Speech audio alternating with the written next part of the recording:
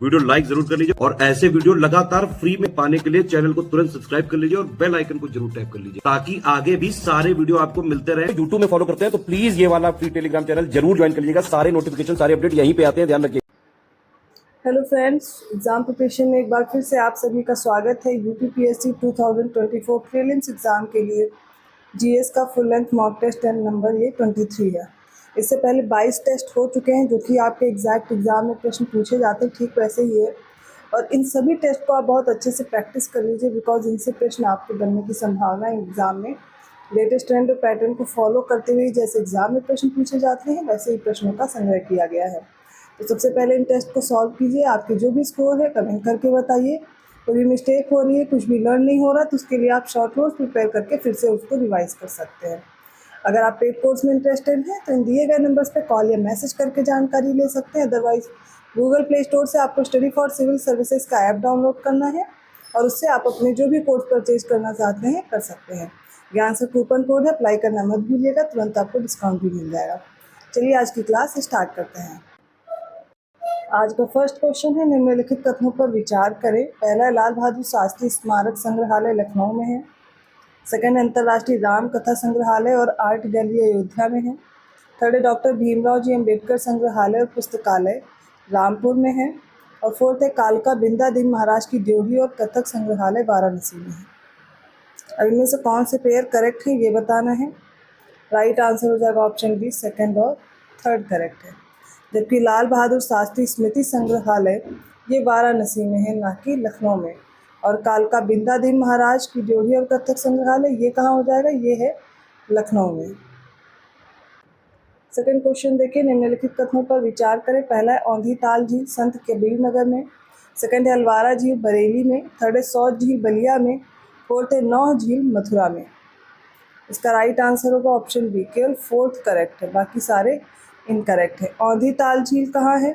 औंधी ताल झील याद कर लीजिए, ये हो जाएगी वाराणसी में। कहाँ पर? वाराणसी।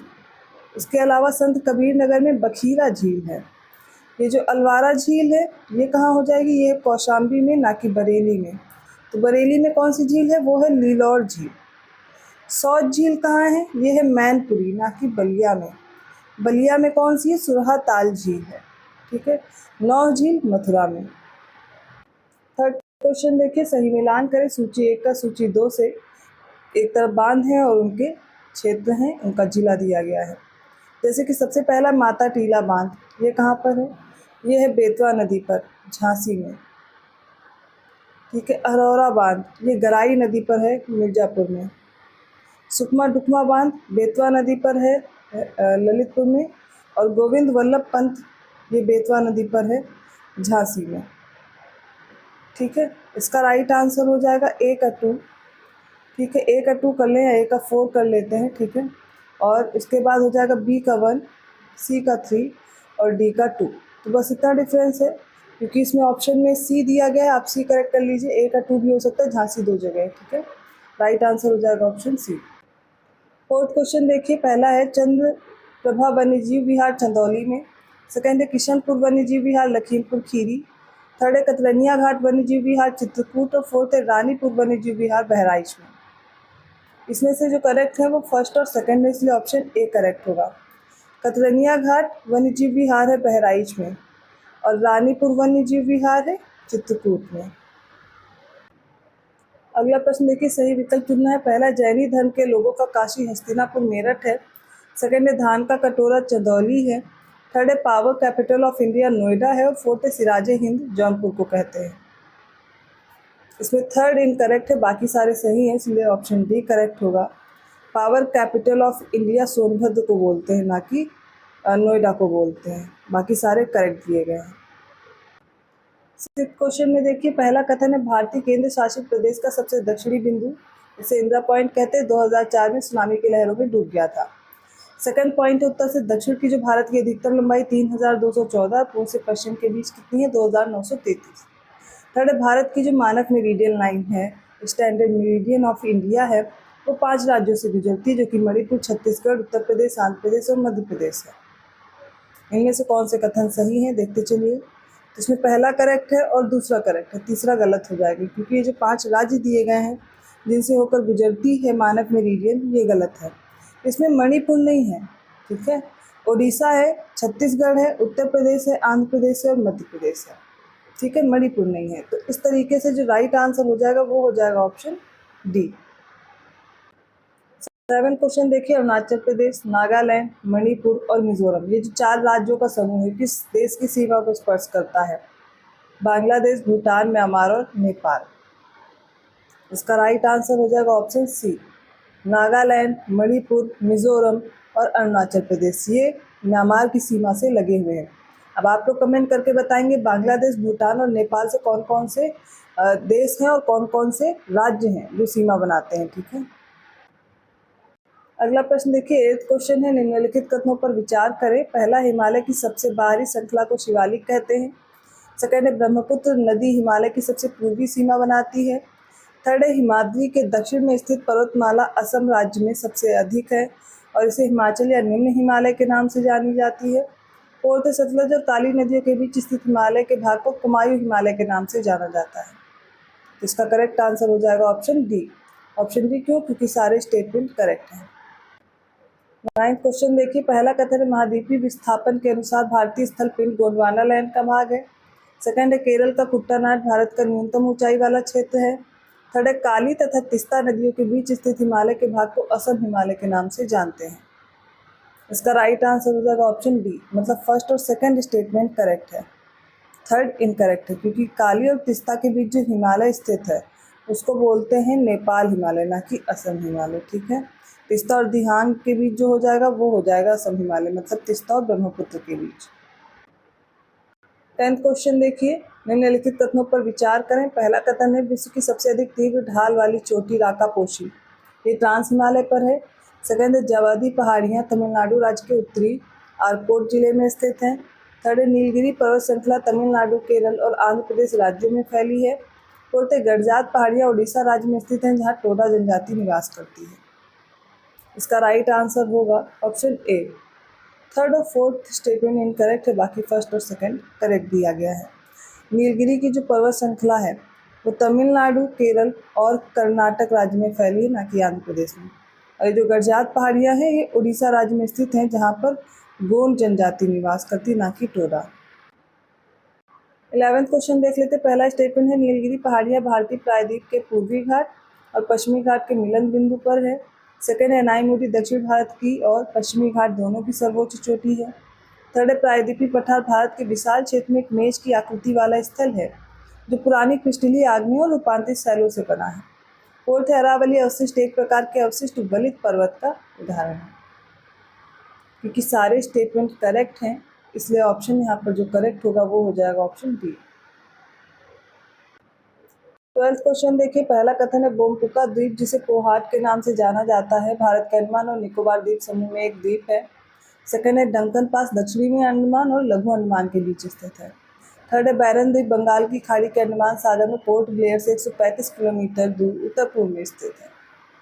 करेक्ट आंसर क्या है? ऑप्शन सी है। 13th क्वेश्चन है, इसमें देखिए लक्षद्वीप का सबसे दक्षिणी द्वीप मिनिकॉय है जो 9 डिग्री चैनल से बाकी द्वीपों से सेपरेट होता है।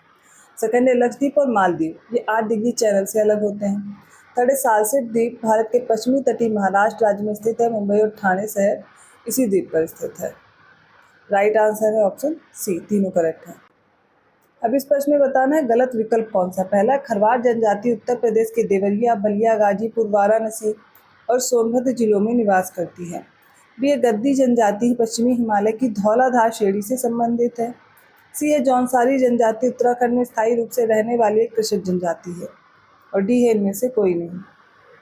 इसका राइट आंसर होगा ऑप्शन डी, कोई भी गलत नहीं है। 15th क्वेश्चन देखिए, पहला कथन, एक नदी विशिष्ट क्षेत्र से अपने जल को बहाकर लाती है तो उसे क्या बोलते हैं? कैचमेंट एरिया, जलविहट क्षेत्र। सेकंड है, बिहार का शोक कही जाने वाली नदी कोसी नदी अपना रास्ता बदलने के लिए कुख्यात है। थर्ड है, तिब्बत में सिंधु नदी तंत्र को सिंगी खम्बन या फिर सेरमुख के नाम से जानते हैं। फोर्थ है, सतलज नदी तिब्बत में मानसरोवर के निकट से रागस्ताल से निकलती है, जहाँ से लॉन्गचिन खम्बम के नाम से जानते हैं। राइट आंसर क्या होगा? सारे स्टेटमेंट करेक्ट हैं, तो ऑप्शन क्या चूज करेंगे? ऑप्शन देख लीजिए, हो जाएगा ऑप्शन डी। 16th क्वेश्चन देख लीजिए, पहला स्टेटमेंट है, सिंधु नदी अरुणाचल प्रदेश के सादिया शहर के पश्चिम में भारत में प्रवेश करती है। सिंध नदी के बारे में बोलें, यमुना नदी गंगा की सबसे पश्चिमी और सबसे लंबी सहायक नदी है। थर्ड देवप्रयाग में भागीरथी अलकनंदा से मिलती है, उसके बाद गंगा नदी कहलाती है। फोर्थ सुंदरबन डेल्टा भारत तथा बांग्लादेश में स्थित विश्व का सबसे बड़ा नदी डेल्टा है। ऑप्शन आपके सामने देख करके सही उत्तर चुनेंगे। इसका राइट आंसर हो जाएगा ऑप्शन डी। डी क्यों होगा? पहला कथन गलत है, बाकी सही है। सिंध नदी अरुणाचल प्रदेश में कहाँ से आ गई, पहले तो यही सोचिए। ठीक है, तो यहाँ पर हो जाएगा सिंधु नदी की जगह ब्रह्मपुत्र नदी। ब्रह्मपुत्र नदी अरुणाचल प्रदेश के सादिया शहर के पश्चिम में भारत में प्रवेश करती है। 17th क्वेश्चन है, अरावली पर्वत श्रृंखला के पश्चिम में बहने वाली लूनी नदी राजस्थान की सबसे बड़ी नदी प्रणाली है। सेकंड है कावेरी नदी पेनिसुलर इंडिया की सबसे बड़ी रिवर है। थर्ड जो तेल नदी है महानदी की प्रमुख सहायक नदी है। फोर्थ श्री हरिकोटा द्वीप पुलिकट झील को बंगाल की खाड़ी से अलग करता है। इसका राइट आंसर होगा ऑप्शन डी, मतलब फर्स्ट, थर्ड और फोर्थ स्टेटमेंट करेक्ट है। प्रायद्वीपीय भारत की सबसे बड़ी नदी कौन सी? गोदावरी, ना कि कावेरी। अगला प्रश्न देखिए, पहला भारत में भूजल सिंचाई के अंतर्गत विश्व का सबसे बड़ा क्षेत्र है। सेकंड है भारत में सबसे अधिक ट्यूबवेल यूपी में है। थर्ड है पंजाब, हरियाणा और पश्चिमी उत्तर प्रदेश में कुल बोया गया क्षेत्र का 85% सिंचाई के अंतर्गत आता है।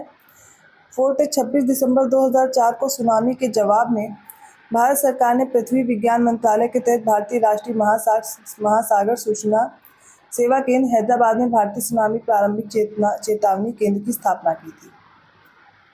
यहाँ पर सारे स्टेटमेंट करेक्ट हैं, इसलिए जो ऑप्शन करेक्ट होगा वो हो जाएगा डी, 1, 2, 3, 4। अगला प्रश्न है, निम्नलिखित में से कौन सी मृदा प्रतिशत की दृष्टि से भारत में सबसे अधिक पाई जाती है? जलोढ़, लाल, काली या लेटेराइट। इसका राइट आंसर हो जाएगा ऑप्शन है एलुवियल सॉइल या फिर जलोढ़ मृदा। 43.4% के एरिया में पाई जाती है भारत के कुल क्षेत्र में। जो फिर सेकंड नंबर पे आएगी वो हो जाएगी लाल मिट्टी 18.6% एरिया पर। थर्ड नंबर पर काली मृदा हो जाएगी 15.2% के एरिया पर, और फिर है लेटेराइट जो कि 3.7% एरिया कवर करती है।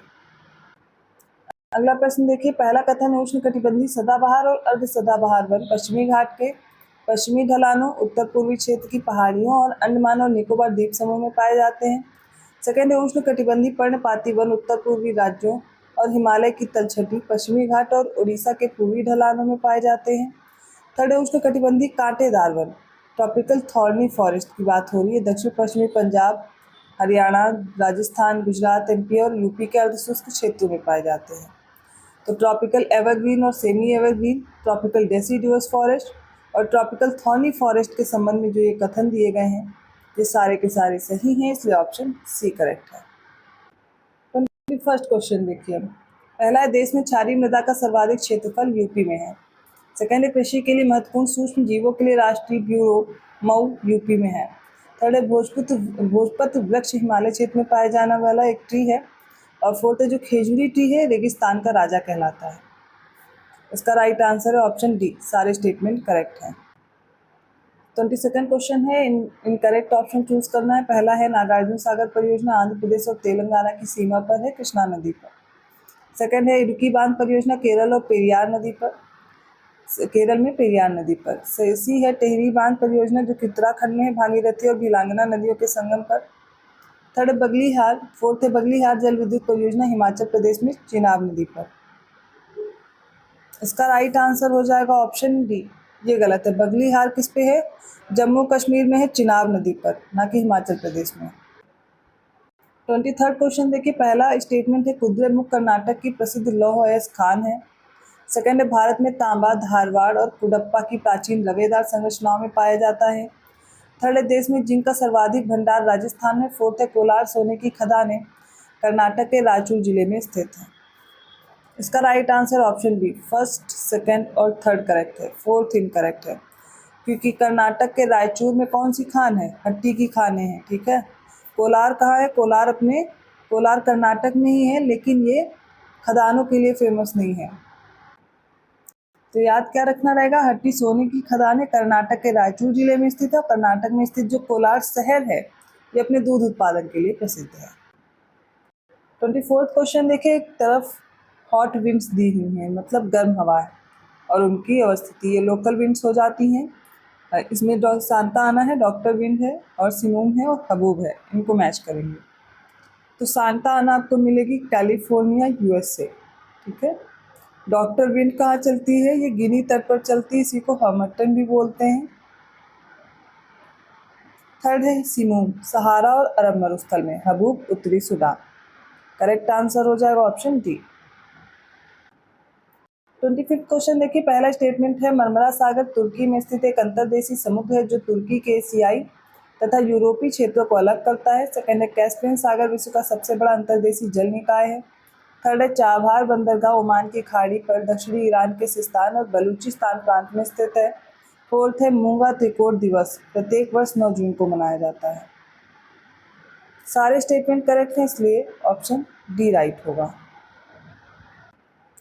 26th क्वेश्चन देखते हैं, पहला स्टेटमेंट है जो 42nd अमेंडमेंट हुआ 1976 में, इससे समाजवादी, धर्मनिरपेक्ष और अखंडता शब्द ये प्रस्तावना में जोड़े गए।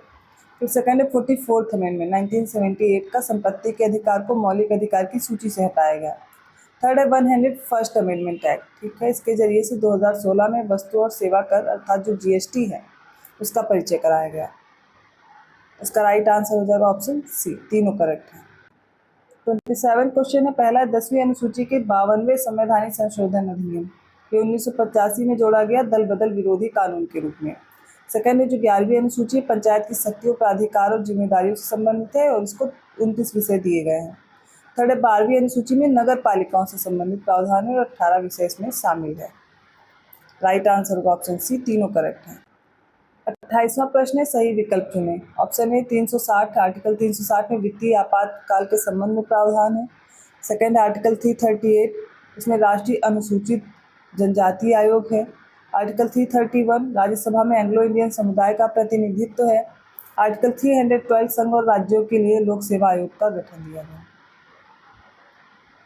इसका राइट आंसर हो जाएगा ऑप्शन ए, आर्टिकल 360 में वित्तीय आपातकाल के संबंध में प्रावधान दिए गए हैं। तो आर्टिकल 338 में क्या है, यहाँ पर राष्ट्रीय अनुसूचित जाति आयोग होगा, ना कि जनजाति आयोग। तो राष्ट्रीय अनुसूचित जनजाति आयोग जो है उसके लिए आर्टिकल हो जाएगा 338A, ठीक है। आर्टिकल 331 किससे रिलेटेड है? लोकसभा में आंग्ल भारतीय समुदाय का प्रतिनिधित्व, ठीक है, ये किस में है? आर्टिकल 331 में, लेकिन यहाँ पे राज्यसभा नहीं होगा, ये तो लोकसभा होगा, ठीक है। राष्ट्रीय पिछड़ा वर्ग आयोग भी याद कर लीजिए 338B में आएगा। अगला है आर्टिकल 312, इसमें अखिल भारतीय सेवाएं दी गई हैं, ठीक है, अखिल भारतीय सेवाएं। तो संघ और राज्यों के लिए लोक सेवा आयोग आर्टिकल 315 में है। अगला प्रश्न देखिए, सही कथनों को चुनना है। पहला आर्टिकल 170 विधान परिषदों की संरचना, आर्टिकल 176 राज्य का महाधिवक्ता, आर्टिकल 124 राष्ट्रीय न्यायिक नियुक्ति आयोग और आर्टिकल 110 धन विधेयक की परिभाषा। एक एक करके देखते हैं। इसका राइट आंसर होगा ऑप्शन डी, केवल 4th करेक्ट है, बाकी सारे गलत हैं। अब देखते हैं एक एक करके। जो विधान परिषदों की संरचना है वो आर्टिकल 171 में है। आर्टिकल 170 में विधानसभाओं की संरचना है। आर्टिकल 176 जो है वो राज्यपाल का विशेष अभिभाषण है। राज्य का महाधिवक्ता आर्टिकल 165 में है। राष्ट्रीय न्यायिक नियुक्ति आयोग आर्टिकल 124A में है। 124 में उच्चतम न्यायालय की स्थापना और गठन दिया गया है, बाकी करेक्ट है। अगला प्रश्न देखिए, पहला कथन है आर्टिकल 213, इसके अनुसार जब राज्य विधानमंडल का सत्र ना चल रहा हो तो राज्यपाल अध्यादेश जारी कर सकता है। फिर सेकंड है राज्यपाल राज्य विधानसभा का अभिन्न अंग होता है और राज्यपाल के पास राज्य विधानसभा के सत्र को बुलाने या स्थगित करने और भंग करने की शक्ति है। थर्ड है राज्यपाल राज्य विधान परिषद के कुल सदस्यों का 1/10 भाग मनोनीत करते हैं।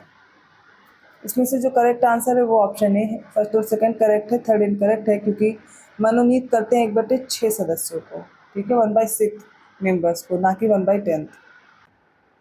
31st क्वेश्चन देखिए, पहला कथन है सर्वोच्च न्यायालय को भारतीय संविधान का संरक्षक तथा अभिभावक कहा जाता है। सेकंड है संसद को सर्वोच्च न्यायालय का क्षेत्राधिकार बढ़ाने का अधिकार है। थर्ड है उच्चतम न्यायालय में न्यायाधीशों की सेवानिवृत्ति की आयु 65 वर्ष है, जबकि उच्च न्यायालयों में 62 वर्ष है। फोर्थ है सुप्रीम कोर्ट के न्यायाधीश का वेतन संसद द्वारा निर्धारित होता है।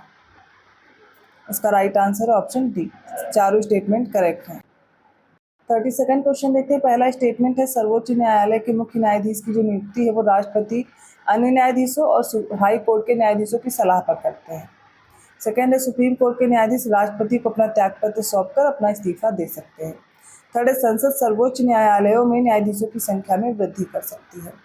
फोर्थ है संविधान में सर्वोच्च न्यायालय के न्यायाधीश पद के लिए जो न्यूनतम आयु है वो 30 वर्ष घोषित की गई है।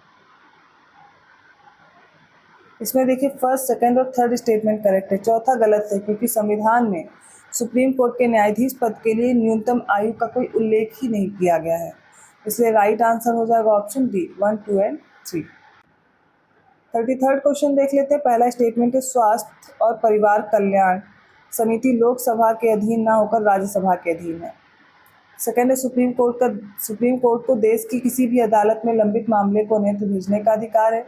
थर्ड है केशवानंद भारती मामले में सर्वोच्च न्यायालय ने संविधान की मूल संरचना के सिद्धांत को प्रतिपादित किया था। फोर्थ है जम्मू और कश्मीर के उपराज्यपाल की नियुक्ति भारत का राष्ट्रपति करता है।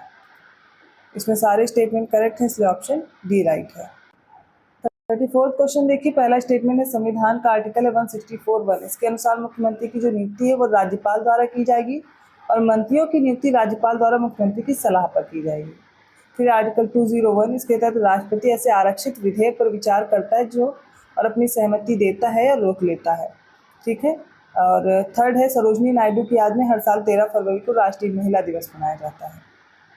ऑप्शन आपके सामने है और राइट आंसर होगा ऑप्शन सी, तीनों स्टेटमेंट करेक्ट है। 35th क्वेश्चन है गलत विकल्प चुनना है। पहला, यदि किसी प्रश्न पर और पक्ष और विपक्ष में बराबर वोट पड़ते हैं तो विधानसभा अध्यक्ष निर्णायक मत देता है। सेकेंड है 84th कॉन्स्टिट्यूशनल अमेंडमेंट 2002 के अनुसार 2026 तक राज्य विधानसभाओं की संख्या यथावत रहेगी। सी, अनुच्छेद 332 के तहत जनसंख्या के आधार पर विधानसभाओं में अनुसूचित जाति और अनुसूचित जनजाति की सीटें आरक्षित करने का प्रावधान है और ऑप्शन डी है इनमें से कोई नहीं। राइट आंसर है ऑप्शन डी, कोई भी कथन गलत नहीं है। 36 क्वेश्चन में इनकरेक्ट ऑप्शन चूज करना है। पहला है लोकसभा और राज्य विधानसभाओं को भंग किया जा सकता है लेकिन समाप्त नहीं कर सकते। फिर बी है केंद्र के साथ साथ राज्यों के वित्तीय खातों को नियंत्रित करने का कार्य भारत के नियंत्रक और महालेखा परीक्षक द्वारा संचालित किया जाता है। थर्ड है राष्ट्रीय विकास परिषद की बैठक में मुख्यमंत्री की भागीदारी एक संवैधानिक कर्तव्य है। डी है संविधान के अनुच्छेद 198 क्लॉज 1 के अनुसार धन विधेयक विधान परिषद में पेश नहीं किया जाएगा। इनमें बताना है कौन से ऑप्शंस करेक्ट इनकरेक्ट है। इसका राइट आंसर होगा ऑप्शन सी, गलत है क्योंकि राष्ट्रीय विकास परिषद की बैठक में मुख्यमंत्री की जो भागीदारी वो एक तरह का प्रशासनिक कर्तव्य है, ठीक है, ना कि संवैधानिक कर्तव्य। 37 क्वेश्चन देख लेते हैं। पहला स्टेटमेंट है विधानसभा के सदस्यों के विपरीत विधान परिषद के सदस्य अप्रत्यक्ष रूप से चुने जाते हैं। सेकंड है विधान परिषद में अधिकतम संख्या विधानसभा की 1/3 तथा न्यूनतम संख्या 40 निर्धारित है। थर्ड है विधान परिषद की वास्तविक संख्या का निर्धारण संसद द्वारा किया जाता है। फोर्थ है विधान परिषद एक स्थायी सदन है, इसके सदस्यों का कार्यकाल 6 वर्ष रहता है। राइट आंसर है ऑप्शन डी, सारे स्टेटमेंट करेक्ट है। 38 क्वेश्चन देखिए। केंद्रीय बजट 2024-25 के संदर्भ में गलत विकल्प चुनना है, ठीक है। पहला, पूर्वोत्तर क्षेत्र में इंडिया पोस्ट पेमेंट बैंक की 100 से अधिक शाखाएं स्थापित की जाएंगी। सेकेंड है महिलाओं और लड़कियों को लाभ पहुंचाने वाली योजनाओं के लिए रुपए 3 लाख करोड़ से अधिक का आवंटन किया गया है। थर्ड है भारत की आर्थिक वृद्धि को शानदार अपवाद के रूप में वर्णित किया गया है। और फोर्थ है आंध्र प्रदेश के लिए रुपए 15,000 करोड़ की विशेष वित्तीय सहायता प्रदान की गई है। इनमें से इनकरेक्ट पूछा है तो कोई भी कथन इनकरेक्ट नहीं है, सारे सही दिए गए हैं। यहाँ पर ऐसा कोई ऑप्शन भी नहीं है तो यहाँ पर ये गलत हटा दीजिए। तो राइट आंसर क्या हो जाएगा ऑप्शन डी, सारे विकल्प सही हैं।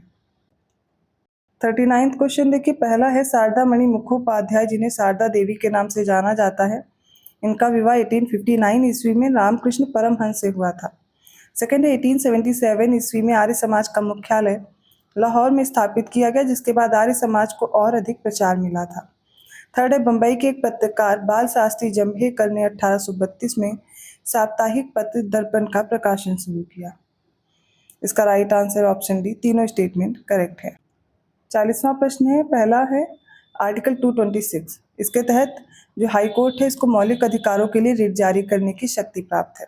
सेकंड है आर्टिकल 223, उच्च न्यायालय के मुख्य न्यायाधीश का पद अगर रिक्त हो गया है या होने की स्थिति में राष्ट्रपति कार्यवाहक मुख्य न्यायाधीश की नियुक्ति करते हैं। थर्ड, उच्च न्यायालय के न्यायाधीश राष्ट्रपति को संबोधित करके अपना त्यागपत्र दे सकते हैं। और फोर्थ, विधान परिषद का सदस्य निर्वाचित होने के लिए 30 वर्ष की आयु आवश्यक है। इसका राइट आंसर हो जाएगा ऑप्शन डी, सारे स्टेटमेंट करेक्ट है। 41 क्वेश्चन देखिए, पहला कथन है यदि राज्य विधानमंडल का कोई सदस्य लगातार 60 दिनों तक बिना अनुमति के सदन की बैठकों में अनुपस्थित रहता है तो उसकी सदस्यता समाप्त की जा सकती है। सेकंड है अनुच्छेद 173(4) के अनुसार विधान परिषद के सदस्यों का चुनाव अप्रत्यक्ष रूप से अनुपातिक प्रतिनिधित्व प्रणाली के तहत एकल संक्रमणीय मत द्वारा किया जाता है। थर्ड है 99th अमेंडमेंट 2014 और राष्ट्रीय न्यायिक नियुक्ति आयोग 2014, इनके द्वारा सर्वोच्च न्यायालय और उच्च न्यायालयों के न्यायाधीशों की नियुक्ति के लिए काम करने वाली कॉलेजियम प्रणाली का स्थान एक नई संस्था राष्ट्रीय न्यायिक नियुक्ति आयोग ने ले लिया है। इनमें से बताना है कौन सा विकल्प सही होगा। इसका राइट आंसर होगा ऑप्शन बी। ऑप्शन बी मतलब सेकंड स्टेटमेंट छोड़ करके फर्स्ट और सेकंड करेक्ट है। यहाँ पर आर्टिकल गलत दिया गया, आर्टिकल हो जाएगा 171 क्लॉज 4। तो राइट आंसर क्या है? Option B. अगले प्रश्न में गलत विकल्प चुनना है। पहला, ग्राम न्यायालय अधिनियम 2008 के तहत ग्राम न्यायालय को दीवानी और आपराधिक दोनों मामलों की सुनवाई का अधिकार है। बी है, भारत के माननीय राष्ट्रपति ने 26 दिसंबर 2017 को हैदराबाद में न्यायिक उच्च न्यायालय को तेलंगाना और आंध्र प्रदेश राज्यों के लिए विभाजित करने का आदेश दिया था। सी है, मौलिक अधिकारों का संरक्षण सर्वोच्च न्यायालय और उच्च न्यायालय दोनों के अधिकार क्षेत्र में आता है। डी है, ग्राम न्यायालय अधिनियम 2008 की धारा 11 के तहत ग्राम न्यायालय को दीवानी और आपराधिक दोनों मामलों की सुनवाई का अधिकार है। इसमें से जो इनकरेक्ट है वो हो जाएगा ऑप्शन बी। ठीक है, हैदराबाद में न्यायिक उच्च न्यायालय को तेलंगाना और आंध्र प्रदेश राज्यों में जो विभाजित किया गया वो किया गया 26 दिसंबर 2018 को। 43rd क्वेश्चन देखिए, पहला है राष्ट्रीय आपातकाल की घोषणा के दौरान संसद द्वारा कानून बनाकर लोकसभा के सामान्य कार्यकाल अर्थात 5 वर्ष को एक बार में 1 वर्ष के लिए बढ़ाया जा सकता है। सेकंड, राष्ट्रपति शासन का प्रस्ताव सदन द्वारा सामान्य बहुमत से पारित किया जा सकता है। थर्ड है, यदि आपातकाल के दौरान संसद का सत्र नहीं चल रहा हो तो राष्ट्रपति राज्य सूची के विषयों पर अध्यादेश भी जारी कर सकता है। और फोर्थ है, 38वें संशोधन अधिनियम 1975 ने राष्ट्रीय आपातकाल की घोषणा को न्यायिक समीक्षा से मुक्त कर दिया था। इसमें चारों स्टेटमेंट करेक्ट हैं, तो राइट आंसर हो जाएगा ऑप्शन डी। 44th क्वेश्चन देखते हैं। पहला कथन है, संविधान की 6ठी अनुसूची केंद्र और राज्यों के बीच शक्तियों के वितरण के बारे में जानकारी देती है। सेकंड है, संविधान के अनुच्छेद 281 क्लॉज 1 के तहत वित्त आयोग में एक अध्यक्ष और 4 अन्य सदस्य होते हैं जिन्हें राष्ट्रपति द्वारा नियुक्त किया जाता है। थर्ड है, 15वें वित्त आयोग के गठन की घोषणा 27 नवंबर 2017 को की गई थी जिसके अध्यक्ष नंद किशोर सिंह हैं। फोर्थ है, अनुच्छेद 247 के तहत संसद को अधिकार है कि वह कुछ अतिरिक्त न्यायालयों की स्थापना कर सकती है। इसमें से जो करेक्ट आंसर है वो है सी। फर्स्ट, थर्ड और फोर्थ करेक्ट है स्टेटमेंट। पहला गलत है क्योंकि आर्टिकल गलत दिया गया, आर्टिकल होगा 280 क्लॉज 1। 45th क्वेश्चन देखिए, उत्तर प्रदेश वन सर्वेक्षण रिपोर्ट के संबंध में गलत विकल्प चुनना है। पहला, कुल और प्रतिशत दोनों के हिसाब से सबसे अधिक वनावरण सोनभद्र में है। बी, कुल और प्रतिशत दोनों के हिसाब से सबसे कम वनावरण भदोही में। सी, वनावरण में सबसे अधिक वृद्धि सहारनपुर जिले में और वनावरण में सबसे अधिक कमी ललितपुर जिले में दर्ज की गई है। इसका राइट आंसर होगा ऑप्शन डी। ये इनकरेक्ट है, सबसे अधिक जो कमी है वो सोनभद्र जिले में दर्ज की गई है, ना कि ललितपुर। तो क्या हो जाएगा? सोनभद्र। अगले प्रश्न में इनकरेक्ट ऑप्शन चूज करना है। पहला है, केंद्रीय शुष्क भूमि खेती अनुसंधान संस्थान हैदराबाद तेलंगाना में। बी है, केंद्रीय खाद्य प्रौद्योगिकी अनुसंधान संस्थान मैसूर कर्नाटक। सी है, केंद्रीय खारा जल कृषि संस्थान कटक उड़ीसा। और डी है, केंद्रीय भेड़ और ऊन अनुसंधान संस्थान टोंक जिला राजस्थान। इसमें से एक इनकरेक्ट है, वो है C, central institute of brackish water aquaculture. ये कहाँ है? चेन्नई तमिलनाडु में, ना कि कटक उड़ीसा में। 47th क्वेश्चन है, इनकरेक्ट ऑप्शन चूज करना। ऑप्शन है, कृषि विकास के लिए अंतर्राष्ट्रीय कोष वियना ऑस्ट्रिया में है। B, Amnesty International London UK में है। सी है, अंतर्राष्ट्रीय क्रिकेट परिषद दुबई यूनाइटेड अरब अमीरात में है। डी है, रेड क्रॉस की अंतर्राष्ट्रीय समिति जिनेवा स्विट्जरलैंड। इसमें से जो इनकरेक्ट है वो ऑप्शन ए है, international fund for agriculture development. ये रोम इटली में है, ना कि वियना ऑस्ट्रिया। अगला प्रश्न इनकरेक्ट ऑप्शन चूज करना है। पहला है निरक्षरों की संख्या में सर्वाधिक कमी 1981 टू 91 के दशक में दर्ज की गई। सेकेंड है साक्षरता दर मापन 7 वर्ष और उससे अधिक आयु की कुल जनसंख्या पर किया जाता है। सी है 2011 की जनगणना के अनुसार यूपी की ग्रामीण जनसंख्या सबसे अधिक है। डी है 2011 की जनगणना के अनुसार केरल राज्य का लिंगानुपात सबसे अधिक है। इसमें से जो इनकरेक्ट है वो हो जाएगा ऑप्शन ए, क्योंकि सर्वाधिक कमी कब देखी गई थी, वो 1991 से 2001 के बीच, तो ये गलत हो जाएगा। 49 क्वेश्चन है, गलत विकल्प चुनना है। पहला कलिंग की विजय 261 ईसा पूर्व। सेकंड है विक्रम संवत का आरंभ 58 ईसा पूर्व। सी है शक संवत का आरंभ 78 ईस्वी और डी है गुप्त साम्राज्य की स्थापना 320 ईस्वी। इसमें से जो इनकरेक्ट है वो हो जाएगा ऑप्शन बी, विक्रम संवत का जो स्टार्टिंग है या बिगनिंग है वो कब हुई, तो 57 ईसा पूर्व 57 BC। नेक्स्ट क्वेश्चन में सही विकल्प चुनना। एक तरफ राजवंश है, दूसरी तरफ संस्थापक है। हरियंक वंश, इनके दिए गए महापद्मनंद, शिशुनाग वंश शिशुनाग, नंद वंश बिंबिसार और मौर्य वंश चंद्रगुप्त मौर्य। इसका right answer option C, second और फोर्थ करेक्ट है। हरियंक वंश बिंबिसार और नंद वंश महापद्मनंद। 51st क्वेश्चन देखिए, पहला कथन है पालो राष्ट्रकूटों तथा प्रतिहारों के बीच द्विपक्षीय संघर्ष हुआ था। सेकंड है देवपाल बौद्ध धर्म के महान संरक्षक थे। थर्ड है 9वीं शताब्दी में मध्य भारत का दौरा करने वाले अरब व्यापारी सुलेमान ने पाल साम्राज्य को रुहमी या रुहमा धर्म कहा था। इसका राइट आंसर है ऑप्शन सी, तीनों करेक्ट है। 52nd क्वेश्चन है, पहला कथन है सारनाथ शिलालेख काशी क्षेत्र पर महिपाल के अधिकार का सूचक है। सेकंड है नरसिंह वर्मन प्रथम द्वारा मामल्लपुरम नगर की स्थापना की गई थी।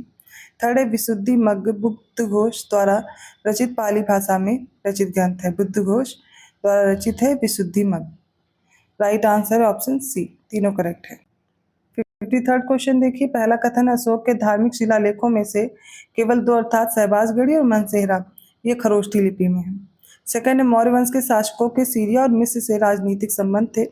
थर्ड है मेगास्थनीज की इंडिका में उल्लेख है कि प्राचीन भारत में दास प्रथा कभी अस्तित्व में नहीं थी। फोर्थ है पुरुष मेघ का उल्लेख सतपथ ब्राह्मण में किया गया है। इसका राइट आंसर होगा ऑप्शन डी, सारे स्टेटमेंट करेक्ट है। 54th क्वेश्चन देखते हैं, पहला राजपूत राजा प्राकृत भाषा के संरक्षक थे। सेकंड है ऋग्वेद काल में लोग बलि और कर्म कांडों में विश्वास करते थे। थर्ड है चंदेल शासकों का शासन काल मंदिरों के निर्माण का काल कहा जाता है। और फोर्थ है फाहियान 399 ईस्वी में मध्य एशिया से स्थल मार्ग द्वारा भारत में आया था। इसका right answer option D, second, third और फोर्थ स्टेटमेंट करेक्ट है। पहला गलत है, क्योंकि प्राकृत भाषा के संरक्षक थे सातवाहन राजा। ठीक है, सातवाहन काल में कला के लोक पहलू को अधिक प्रोत्साहन मिला था। बात करते फाहियान की, जो 399 ईस्वी में मध्य एशिया से स्थल मार्ग द्वारा आया था भारत और 14 वर्षों की यात्रा के बाद 414 ईस्वी में लंका तथा जावा होते हुए समुद्री मार्ग से अपने देश लौट गया था। 55th क्वेश्चन देखिए, पहला स्टेटमेंट है राजपूत राजाओं द्वारा जारी किए गए तथा उनके सचिवों द्वारा लिपिबद्ध किए गए आदेशों को राजशावितम कहा जाता था। सेकंड है महान जैन विद्वान हेमचंद्र कुमार पाल की सभा को अलंकृत करते थे। थर्ड है दक्षिण भारत का प्रसिद्ध तक्कोलम का युद्ध चोलों और राष्ट्रकूटों के बीच हुआ था। इसका राइट आंसर है ऑप्शन सी। 56th क्वेश्चन देखिए, पहला इलाहाबाद में सिंगरौर नामक स्थान प्राचीन काल में शंगवेरपुर के नाम से जाना जाता था। सेकंड है चतुर्वर्ण व्यवस्था का पहला उल्लेख ऋग्वेद के 10वें मंडल के पुरुष सूक्त में मिलता है। थर्ड है बौद्ध ग्रंथों में बताया गया था कि अशोक ने 84,000 स्तूप बनवाए थे। और फोर है अवतारवाद की चर्चा का उल्लेख सबसे पहले ऋग्वेद में मिलता है। इसका राइट आंसर हो जाएगा ऑप्शन डी, फर्स्ट, सेकंड और थर्ड स्टेटमेंट करेक्ट है। फोर्थ इनकरेक्ट है, क्योंकि अवतारवाद की चर्चा सबसे पहले मिलती है भगवद गीता में। 57 क्वेश्चन है, पहला कथन है बृहदारण्यक उपनिषद में अजातशत्रु को काशी का राजा कहा गया है। सेकंड है लोहे का उल्लेख उत्तर वैदिक ग्रंथों में किया गया है। थर्ड है सर्वप्रथम चारों आश्रमों का उल्लेख छांदोग्य उपनिषद में मिलता है। इसका राइट आंसर है ऑप्शन डी, थर्ड स्टेटमेंट गलत है, पहला दूसरा सही है। सबसे पहले 4 आश्रमों का उल्लेख किया गया था जबालो उपनिषद में। ठीक है, छांदोग्य उपनिषद में केवल 3 आश्रमों का उल्लेख मिलता है। 58 क्वेश्चन देखिए, पहला कथन है गियासुद्दीन तुगलक दिल्ली सल्तनत का पहला सुल्तान था जिसने अपने नाम के साथ गाजी जोड़ा था। सेकंड है बहमनी शासक अलाउद्दीन हसन भारत का पहला मुस्लिम शासक था जिसने हिंदुओं से जजिया कर न लेने का आदेश दिया था। थर्ड है कदम्ब वास व मंत्री था जिसने पृथ्वीराज तृतीय को मोहम्मद गोरी के आक्रमण के दौरान चालुक्यों की मदद न करने की सलाह दी थी। फोर्थ है जयपाल ने गजनी के महमूद को हराने के लिए राजपूत शासकों के संघ का नेतृत्व किया था। इसका राइट आंसर होगा ऑप्शन डी, सारे स्टेटमेंट करेक्ट हैं। 59 क्वेश्चन है गलत विकल्प चुनना। पहला अलबरूनी पहला मुसलमान था जिसने संस्कृत सीखी और गीता तथा पुराणों का अध्ययन किया था। बी प्राकृत मुद्रा लेख के साथ चांदी के सिक्के महमूद गजनी ने जारी किए थे। सी है 1021 में महमूद गजनी ने चंदेल राजा विद्याधर के विरुद्ध कन्नौज राजा का समर्थन किया था और उसे हराया था। डी है दिल्ली के इतिहास के साथ साथ सरबन शिलालेख में दिल्ली के सुल्तानों को तुरुस्क कहकर संबोधित किया गया है। इसमें से जो राइट आंसर है वो ऑप्शन बी है, मतलब ये करेक्ट नहीं है। प्राकृत मुद्रा लेख के साथ चांदी के सिक्के महमूद गजनी ने जारी किए थे, गलत है। संस्कृत मुद्रा लेख के साथ जारी किए थे चांदी के सिक्के महमूद गजनी ने। नेक्स्ट क्वेश्चन देखिए, पहला है 1533 ईस्वी में हुमायूं ने दिल्ली में दीन पनाह नगर की स्थापना की। सेकंड में बताया जा रहा है मध्यकालीन भारत का प्रथम और एकमात्र हिंदू राजा हिमू था। इसने 1556 ईस्वी में दिल्ली के राज सिंहासन पर अधिकार किया था। थर्ड इल्तुतमिश के शासनकाल से दिल्ली को हजरत दिल्ली के नाम से जाना जाने लगा था। राइट आंसर ऑप्शन सी, तीनों करेक्ट है। 61st क्वेश्चन है पहला बाबर ने दिल्ली को अफगानों से छीन लिया था और दिल्ली को मुगल सत्ता का केंद्र बना दिया था। सेकंड है दिल्ली सल्तनत का अंतिम सुल्तान इब्राहिम लोदी था जो लोदी वंश का भी अंतिम सुल्तान था। थर्ड है सल्तनत काल में सबसे बड़ा साम्राज्य मोहम्मद बिन तुगलक का था। उसका साम्राज्य कुल 23 प्रांतों में विभाजित था। फोर्थ 1303 ईस्वी में अलाउद्दीन खिलजी द्वारा निर्मित सीरी को द्वितीय दिल्ली के नाम से जाना जाता था। इसका राइट आंसर ऑप्शन डी, सारे स्टेटमेंट करेक्ट हैं। अगला प्रश्न देखिए, पहला कथन है अपनी उदारता के कारण कुतुबुद्दीन ऐबक इतना अधिक दान करता था कि उसे लाख बख्श के नाम से पुकारा जाता था। सेकंड है इल्तुतमिश था जिसने सबसे पहले सल्तनत काल में भारत में शुद्ध अरबी सिक्के चलाए थे। थर्ड है दिल्ली सल्तनत की पहली और अंतिम महिला शासक रजिया सुल्तान थी। फोर्थ है मंगोलों के प्रति बलबन की नीति शक्ति और कूटनीति पर आधारित थी। इसका राइट आंसर होगा ऑप्शन डी, चारों करेक्ट है। 61st क्वेश्चन देखिए, पहला कथन है बाबर ने दिल्ली को अफगानों से छीन लिया था और दिल्ली को मुगल सत्ता का केंद्र बना दिया था। सेकंड है दिल्ली सल्तनत का अंतिम सुल्तान इब्राहिम लोदी था जो लोदी वंश का अंतिम सुल्तान था। थर्ड है सल्तनत काल में सबसे बड़ा साम्राज्य मोहम्मद बिन तुगलक का था। उसका साम्राज्य कुल 23 प्रांतों में विभाजित था। फोर्थ है 1303 ईस्वी में अलाउद्दीन खिलजी द्वारा निर्मित सीरी को द्वितीय दिल्ली के नाम से जाना जाता था। इसका राइट आंसर हो जाएगा ऑप्शन डी, चारों स्टेटमेंट करेक्ट है। 62nd क्वेश्चन है सही विकल्प चुनना है। पहला कथन है अपनी उदारता के कारण कुतुबुद्दीन ऐबक कितना दान करता था कि उसे लाख बख्श के नाम से पुकारा जाता था।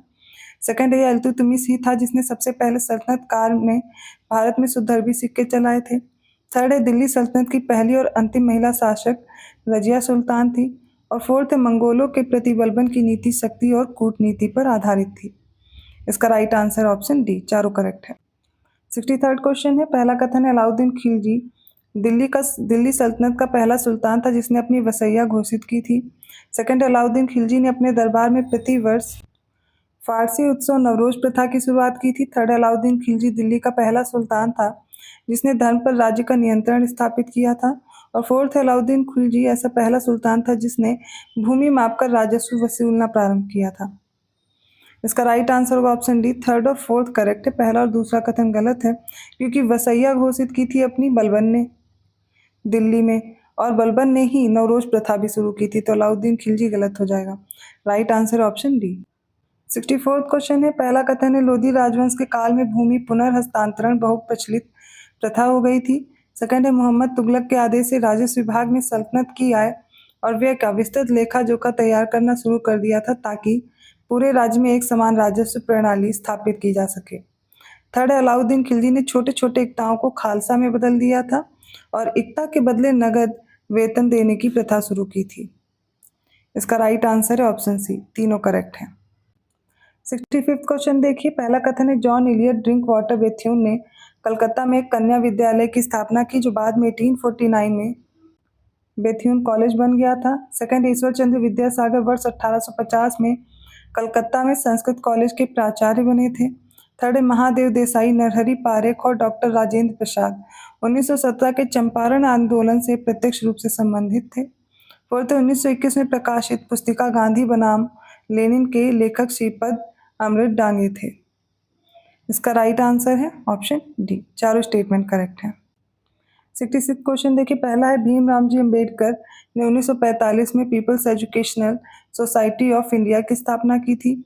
सेकंड है भीमराव जी अंबेडकर ने 1936 में स्वतंत्र लेबर पार्टी की स्थापना की थी।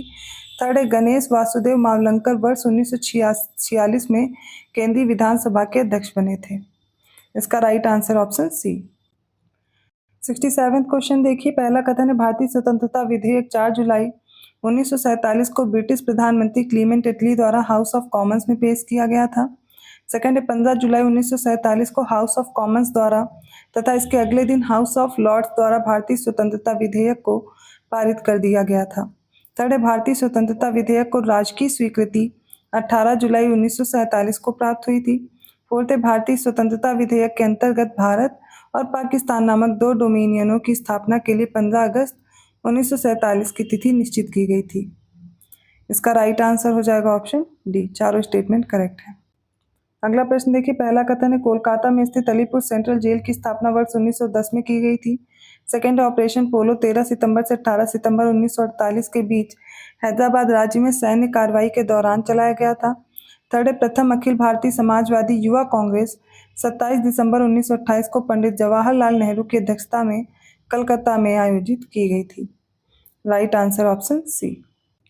अगला प्रश्न है गलत विकल्प चुनिए। पहला, प्रसिद्ध बांग्ला उपन्यासकार बंकिम चंद्र चट्टोपाध्याय 1858 ईस्वी में कलकत्ता विश्वविद्यालय के प्रथम स्नातक थे।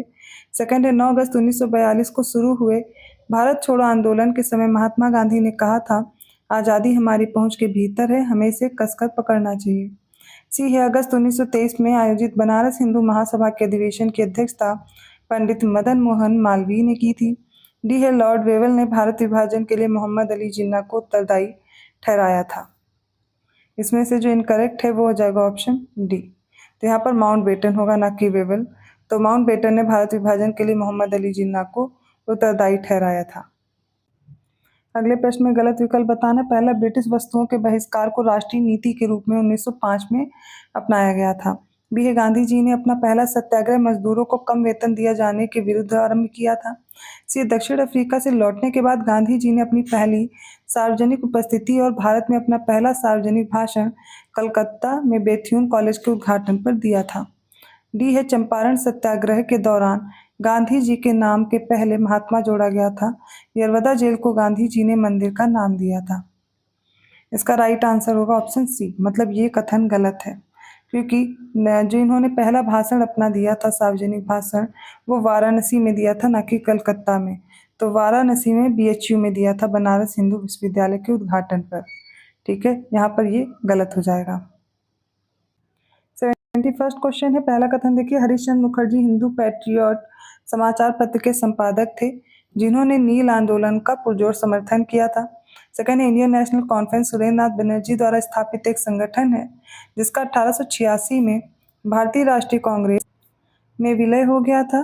थर्ड है सर विलियम जोन्स ने कालिदास की प्रसिद्ध कृति शकुंतला का पहली बार अंग्रेजी में अनुवाद किया था। इसका right answer option C. 72 question है, पहला कथन है इसमें दादा भाई नौरोजी ने अपनी पुस्तक poverty and British rule in India में ब्रिटिश शासन के दौरान भारत से धन के निष्कासन की अवधारणा का उल्लेख किया था। सेकेंड है कर्जन के शासनकाल में भारतीय लोक सेवा का प्रवर्तन किया गया था। थर्ड है इलाहाबाद की संधि पर हस्ताक्षर करने के बाद रॉबर्ट क्लाइव ने मोहम्मद रजा खान को बंगाल में मुर्शिदाबाद का उपदीवान बनाया था। फोर्थ है ब्रिटिश भारत में केंद्रीय राजस्व का कुल 40% सैन्य बलों पर खर्च किया जाता था। इसका सही उत्तर हो जाएगा ऑप्शन डी। दूसरा कथन छोड़ के बाकी सारे सही हैं क्योंकि यहाँ पर कॉर्नवालिस होगा, इसके समय में लोक सेवा का प्रवर्तन किया गया था, ना कि कर्जन के समय पर। अगले प्रश्न में गलत विकल्प चुनना है। पहला, भारत सरकार अधिनियम 1919 में भारतीय सिविल सेवा के लिए एक अलग परीक्षा का प्रावधान किया गया था जो भारत में आयोजित की जानी थी। ये मुस्लिम कानून और संबंधित विषयों के अध्ययन के लिए 1781 में वॉरेन हेस्टिंग्स द्वारा कलकत्ता मदरसा की स्थापना की गई थी। सी संस्कृत कॉलेज की स्थापना 1791 में बनारस निवासी जोनाथन डंकन ने हिंदू कानून और दर्शन के अध्ययन के लिए की थी। डी भारतीय स्वतंत्रता समिति की स्थापना 1918 में हुई थी और इसके संस्थापक वीरेंद्र नाथ चट्टोपाध्याय थे। इसमें जो इनकरेक्ट है वो हो जाएगा ऑप्शन डी, क्योंकि स्थापना कब हुई भारतीय स्वतंत्रता समिति की? 1915 में। अगले प्रश्न में इनकरेक्ट ऑप्शन चूज करना। पहले 1756 में कलकत्ता पर पुनः अधिकार करने के लिए समुद्र के रास्ते क्लाइव के सहायक के रूप में वाटसन को भेजा गया था। बी है चतुर्थ आंग्ल मैसूर युद्ध की सफलता के बाद रिपन ने कहा था कि अरब पूरब का साम्राज्य हमारे कदमों में है। सी है कलकत्ता की एक घटना काल कोठरी जो 20 जून 1756 को घटी थी, जिसमें कई यूरोपीय लोगों को कलकत्ता में कैद कर लिया गया था और कई की मृत्यु हो गई थी। डी है 1687 ईस्वी में जब औरंगजेब ने गोलकुंडा किले पर अधिकार कर लिया था तो उस समय गोलकुंडा का शासक अबुल हसन कुतुब शाह था। इसका राइट आंसर हो जाएगा ऑप्शन बी। ये गलत है, क्योंकि इस समय ये जो कथन कहा गया था चतुर्थांग मैसूर के समय पर, ये वेलेस्ली ने कहा था कि अरब पूरब का साम्राज्य हमारे कदमों में है। 75वां क्वेश्चन देखिए, इनकरेक्ट ऑप्शन चूज करना है। पहला है कर्जन ने 1903 ईस्वी में एक सिंचाई आयोग की स्थापना की थी और इस सिंचाई आयोग के अध्यक्ष सर कॉलिन कैम्पबेल स्कॉट मॉनक्रीफ थे। बी है कर्जन ने 1899 में कलकत्ता कॉरपोरेशन एक्ट पारित करवाया था। सी है वेलेस्ली ने भारत में बैप्टिस्ट मिशनरियों की गतिविधियों को निवेशक माना था। डी है Indian association for the cultivation of science की स्थापना महेंद्र लाल सरकार ने वर्ष 1876 में कलकत्ता में की थी। इसमें से जो गलत है वो ऑप्शन ए है, क्योंकि सिंचाई आयोग की स्थापना 1901 में हुई थी, ना कि 1903 में। बाकी सारे स्टेटमेंट सही हैं। 76 क्वेश्चन है। पहला कथन है भारतीय स्वतंत्रता विधेयक को 18 जुलाई 1947 को ब्रिटेन में शाही स्वीकृति मिली थी। सेकंड है महात्मा गांधी ने 1932 में आमरण अनशन रैमजे मैकडोनल्ड की सांप्रदायिक नीतियों के विरोध में किया था। थर्ड है 1913 में फिरोज शाह मेहता द्वारा बॉम्बे क्रॉनिकल नामक अंग्रेजी भाषा के समाचार पत्र का प्रकाशन किया गया था।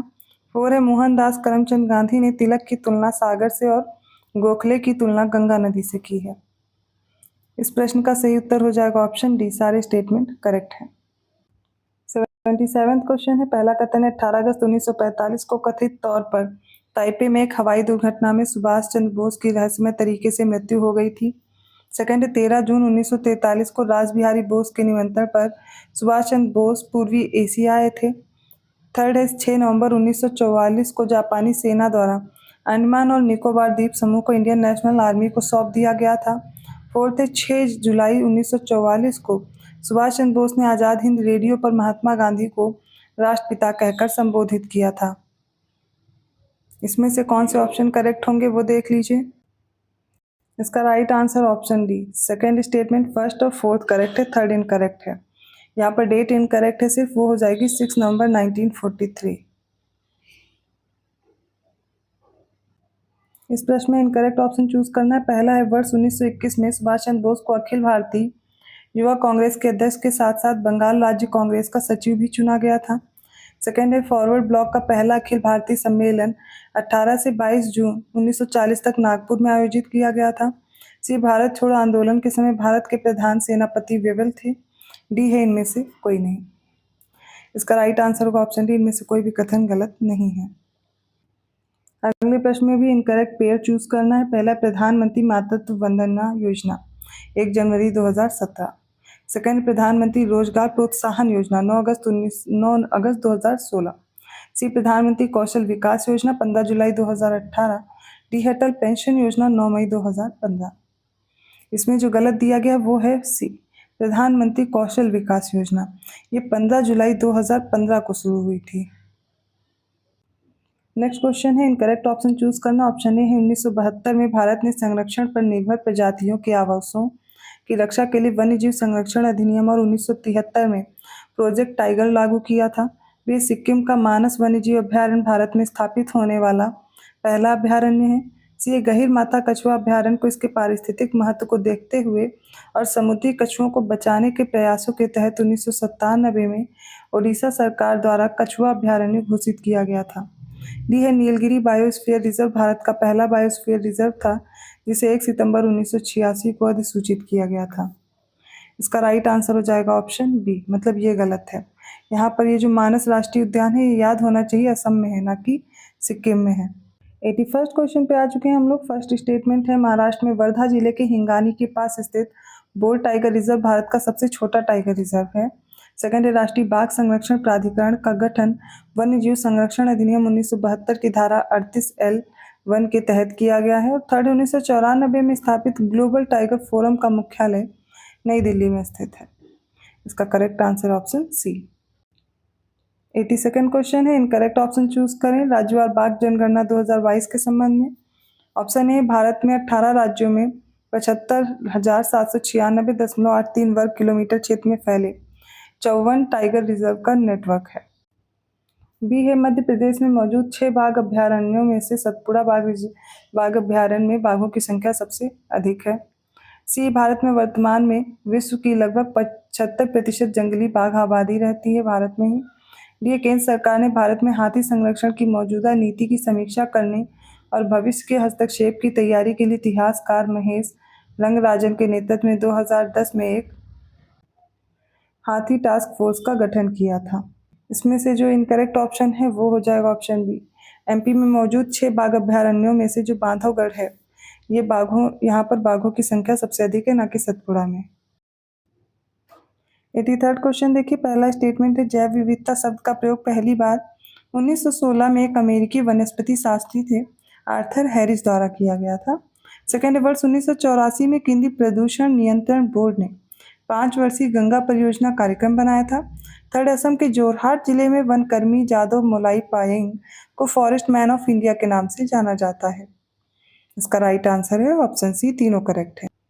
84th क्वेश्चन है, क्रोनोलॉजिकल ऑर्डर में लगाना है wild life conservation policy, national environment policy, food safety and standards act और फोर्थ है नेशनल ग्रीन ट्रिब्यूनल एक्ट। इनको क्या करना है, क्रोनोलॉजिकल ऑर्डर में अरेंज करना है। सबसे पहले देखते हैं वन्यजीव संरक्षण नीति, ठीक है, इसका देख लेते हैं। ये हो जाएगी 2002। राष्ट्रीय पर्यावरण नीति 2006। खाद्य सुरक्षा और मानदंड अधिनियम ये कब आई, भी 2006 में। और इसके बाद है राष्ट्रीय हरित अधिकरण अधिनियम, ये आया 2010 में। इसका करेक्ट आंसर जो हम लोग चूज करेंगे वो हो जाएगा 1, 2, 3, 4। 84th क्वेश्चन छूट गया था, वो भी देख लीजिए, गलत विकल्प चुनना है। पहला, संयुक्त राष्ट्र पर्यावरण कार्यक्रम 1969। बी है, ग्रीन पीस 1971। सी है, विश्व वन्य जीव कोष की स्थापना 1961 में हुई और वेटलैंड्स इंटरनेशनल की 1996 में। इसमें से जो एक इनकरेक्ट है वो हो जाएगा ऑप्शन है, संयुक्त राष्ट्र पर्यावरण कार्यक्रम अर्थात यूनाइटेड नेशंस एनवायरनमेंट प्रोग्राम, ये 1969 में स्टैब्लिश नहीं हुआ, ये 1972 में हुआ। हेडक्वार्टर है नैरोबी केन्या में और ग्रीन पीस का हेडक्वार्टर है एम्स्टर्डम नीदरलैंड में। विश्व वन्यजीव कोष WWF का जो हेडक्वार्टर है वो ग्लैंड स्विट्जरलैंड में है और वेटलैंड्स इंटरनेशनल का है वेगनिंगन नीदरलैंड में। 86 क्वेश्चन देखिए, कालानुक्रम में व्यवस्थित करना है। पहला, भारतीय राष्ट्रीय भुगतान निगम। सेकंड है, Indian infrastructure finance company. Third है, लघु औद्योगिक विकास बैंक और फोर्थ है, भारतीय प्रतिभूति और विनिमय बोर्ड। देखिए, भारतीय राष्ट्रीय भुगतान निगम ये 2008 में बना, दिसंबर 2008, ठीक है। अगला आ जाता है इंडियन इंफ्रास्ट्रक्चर फाइनेंस कंपनी, अप्रैल 2006। लघु औद्योगिक विकास बैंक 2 अप्रैल 1990 और भारतीय प्रतिभूति और विनिमय बोर्ड 12 अप्रैल 1988। जब मैच करेंगे तो करेक्ट आंसर क्या हो जाएगा, ऑप्शन सी 4, 3, 2, 1। अगला प्रश्न है, निम्नलिखित कथनों पर विचार करें, सही कथन चुनें। पहला, नाबार्ड की स्थापना शिवरमन समिति की सिफारिश पर की गई थी। सेकंड है, दूसरी पंचवर्षीय योजना का मसौदा पीसी महालनोबिस मॉडल पर आधारित था। थर्ड है, डॉक्टर मनमोहन सिंह को भारतीय अर्थव्यवस्था के उदारीकरण के अग्रदूत के रूप में जाना जाता है। इसका राइट आंसर हो जाएगा ऑप्शन सी, तीनों करेक्ट है। अगला प्रश्न देखिए, पहला कथन है, राष्ट्रीय बागवानी मिशन 2005-6 में 10वीं पंचवर्षीय योजना के दौरान शुरू किया गया था। सेकंड है, हैंडबुक ऑफ एग्रीकल्चर भारतीय कृषि अनुसंधान परिषद द्वारा प्रकाशित की जाती है। थर्ड, पिछड़े देशों के लिए रोलिंग योजना का सुझाव गुरनार मिर्डल ने दिया था। Right answer is option C. 89th question देखिए, पहले सारे स्टेटमेंट देख लीजिए। पहला, 20 सूत्रीय आर्थिक कार्यक्रम सर्वप्रथम 1975 में प्रारंभ किया गया था। सेकंड है संयुक्त राष्ट्र विकास कार्यक्रम विकास के मानवीय पहलू पर ध्यान केंद्रित करने वाला पहला कार्यक्रम था। थर्ड है 1987 में शुरू ऑपरेशन ब्लैक बोर्ड प्राथमिक शिक्षा से संबंधित था। फोर्थ है भारत में विशेष आर्थिक क्षेत्र नीति अप्रैल 2000 में घोषित की गई थी। इसका राइट आंसर होगा ऑप्शन डी, चारों करेक्ट है। नेक्स्ट क्वेश्चन में इनकरेक्ट ऑप्शन चूज करना। पहला, मुख्यमंत्री कृषि दुर्घटना कल्याण योजना के अंतर्गत 1000 करोड़ रुपए का प्रस्ताव किया गया है। सेकंड है किसानों को मुफ्त पानी आपूर्ति के लिए 1800 करोड़ रुपए। सी, लखनऊ में दिल्ली की तर्ज पर एरो सिटी विकसित करने की योजना है जो करीब 1500 एकड़ में विकसित की जाएगी। डी, मुख्यमंत्री कन्या सुमंगला योजना के अंतर्गत प्रावधानित जो राशि है वो है 15,000 रुपए से बढ़कर के 25,000 रुपए हो गई है। इसका जो करेक्ट आंसर होगा वो बी होगा, क्योंकि इसमें गलत दिया गया है। किसानों को मुफ्त पानी आपूर्ति के लिए 1100 करोड़ रुपए आवंटित किए गए हैं। 91st क्वेश्चन है बजट के बारे में पूछा गया है। पहला कथन है भारत सरकार द्वारा बनाए गए ई-श्रम पोर्टल पर उत्तर प्रदेश के लगभग 8.32 करोड़ श्रमिकों का पंजीकरण हो चुका है जो देश में सबसे अधिक है। सेकंड, प्रधानमंत्री जनधन योजना के अंतर्गत 9 करोड़ खातों के साथ यूपी पहले प्लेस पर है। थर्ड, प्रधानमंत्री जीवन ज्योति बीमा योजना के इसके अंतर्गत 1.90 करोड़ नामांकन के साथ राज्य देश में प्रथम स्थान पर है। इसमें देखिए जो करेक्ट आंसर होगा वो ऑप्शन डी होगा, ऑप्शन डी। पहला और दूसरा कथन सही, तीसरा गलत है, क्योंकि प्रधानमंत्री जीवन ज्योति बीमा योजना के अंतर्गत 1.90 करोड़ नामांकन हुए हैं। इसके साथ यूपी सेकंड प्लेस पर आ गया है, ना कि फर्स्ट।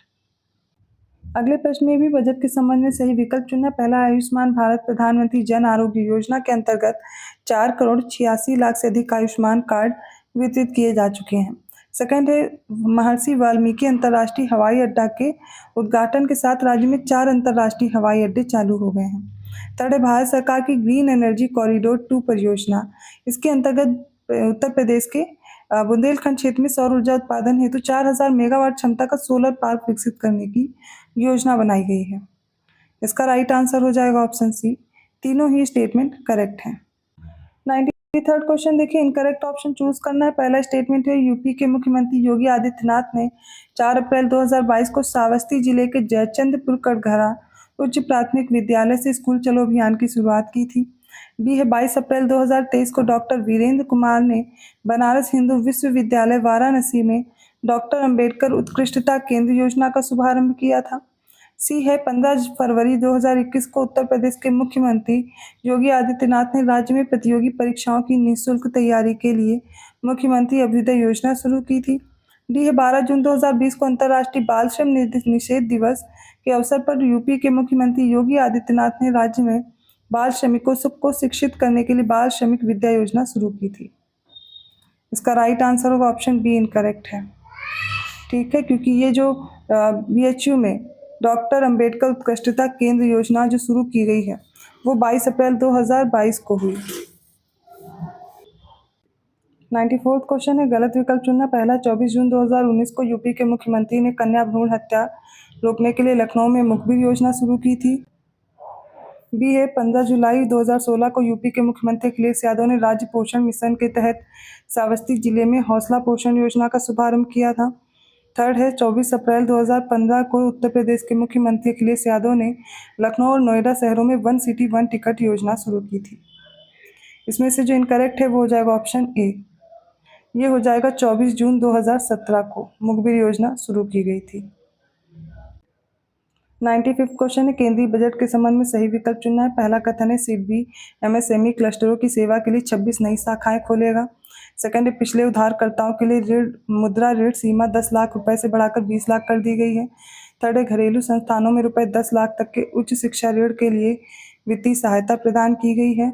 और फोर्थ है 5 वर्षों में 4.1 करोड़ युवाओं पर ध्यान केंद्रित करने के लिए 5 योजनाएं जिनका केंद्रीय परिव्यय 2 लाख रुपए है। इसका राइट आंसर ऑप्शन बी, चारों स्टेटमेंट करेक्ट है। 96 क्वेश्चन देखिए गलत विकल्प चुनना। पहला, केंद्रीय बजट 2024-25 के अनुसार प्रधानमंत्री द्वारा 5 योजनाओं और पहलों का पैकेज 5 वर्ष की अवधि में 4.1 करोड़ युवाओं के लिए रोजगार, कौशल और अन्य अवसरों की सुविधा प्रदान करेगा, जिसके लिए 2 लाख करोड़ रुपए का केंद्रीय परिव्यय निर्धारित किया गया है। बी, केंद्रीय बजट 2024-25 के अनुसार सभी वर्ग के निवेशकों के लिए एंजल टैक्स को समाप्त कर दिया गया है।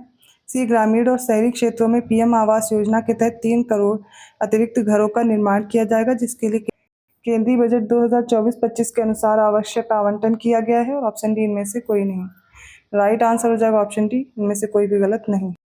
97वां क्वेश्चन देखिए। पहला कथन है फ्रांसीसी दार्शनिक ऑगस्ट काम्ते ने 1838 में समाजशास्त्र शब्द गढ़ा था। सेकंड है भारत में आर्थिक सर्वेक्षण वित्त मंत्रालय द्वारा प्रकाशित किया जाता है। थर्ड है बचत खातों का ऑडिट भारतीय संसद द्वारा सार्वजनिक लेखा समिति के माध्यम से किया जाता है। इनमें से कौन सा विकल्प सही होगा? राइट आंसर हो जाएगा ऑप्शन सी, तीनों स्टेटमेंट करेक्ट है। अगले प्रश्न में गलत विकल्प देखना है, बजट के संदर्भ में बताना है। पहला, आदिवासी समुदायों की सामाजिक आर्थिक स्थितियों में सुधार के लिए शुरू किया गया प्रधानमंत्री जनजाति उन्नत ग्राम अभियान 63,000 गाँवों के 5 करोड़ आदिवासी लोगों को कवर करता है। बी है मॉडल कौशल ऋण योजना को संशोधित करके उम्मीद है कि हर साल 25,000 छात्रों को 7.5 लाख रुपए तक का लोन मुहैया कराया जाएगा। सी है गया में एक औद्योगिक नोड पटना कोलकाता औद्योगिक गलियारे पर विकसित किया जाएगा। और डी है इनमें से कोई नहीं। इनमें कौन सा गलत है ये बताना है और वो हो जाएगा ऑप्शन सी। तो ये क्यों गलत है ये भी देख लीजिए। तो गया में एक औद्योगिक नोड अमृतसर कोलकाता औद्योगिक गलियारे पर विकसित किया जाएगा, न कि पटना कोलकाता। और यह मॉडल हमारे विकास पथ में विकास भी विरासत भी को प्रदर्शित करेगा। 99वां क्वेश्चन है, गलत विकल्प चुनना है। पहला, केंद्रीय बजट 2024-25 के अनुसार पोलावरम सिंचाई परियोजना को तमिलनाडु के लिए जीवन रेखा माना गया है। बी है केंद्रीय बजट 2024-25 के अनुसार नगर नियोजन योजनाओं का बेहतर उपयोग करके राज्यों और निजी क्षेत्र के साथ साझेदारी में 100 शहरों में पूर्ण बुनियादी ढांचे के साथ निवेश के लिए तैयार प्लग एंड प्ले औद्योगिक पार्कों के विकास की सुविधा प्रदान करेगी। सी केंद्रीय बजट 2024-25 के अनुसार भारतीय शिपिंग उद्योग की हिस्सेदारी बढ़ाने तथा अधिक रोजगार सृजन के लिए स्वामित्व पट्टा और ध्वज निर्धारण संबंधी सुधार लागू किए जाएंगे। और ऑप्शन डी है इनमें से कोई नहीं। इसका राइट आंसर होगा ऑप्शन ए गलत है। क्यों गलत है ये भी देखिए। तो ये जो परियोजना है तमिलनाडु के लिए नहीं, ये आंध्र प्रदेश के लिए जीवन रेखा माना गया है, पोलावरम सिंचाई परियोजना। अगले प्रश्न में गलत विकल्प चुनना है। पहला है 11 जुलाई 2021 को मुख्यमंत्री योगी आदित्यनाथ ने यूपी जनसंख्या नीति 2021 से 2030 जारी की थी। सेकंड है 25 जनवरी 2023 को उत्तर प्रदेश कैबिनेट ने उत्तर प्रदेश डेटा सेंटर नीति 2021 को मंजूरी दे दी थी। थर्ड है उत्तर प्रदेश सरकार द्वारा 18 अगस्त 2020 को नई इलेक्ट्रॉनिक्स विनिर्माण नीति 2020 की घोषणा की गई थी। और डी उत्तर प्रदेश गैर कानूनी धार्मिक रूपांतरण निषेध अध्यादेश 2020 को 24 नवंबर 2020 को राज्य कैबिनेट द्वारा अनुमोदित किया गया था। इनमें से कौन सा विकल्प गलत है ये बताना है और वो हो जाएगा ऑप्शन बी, ये गलत दिया गया है।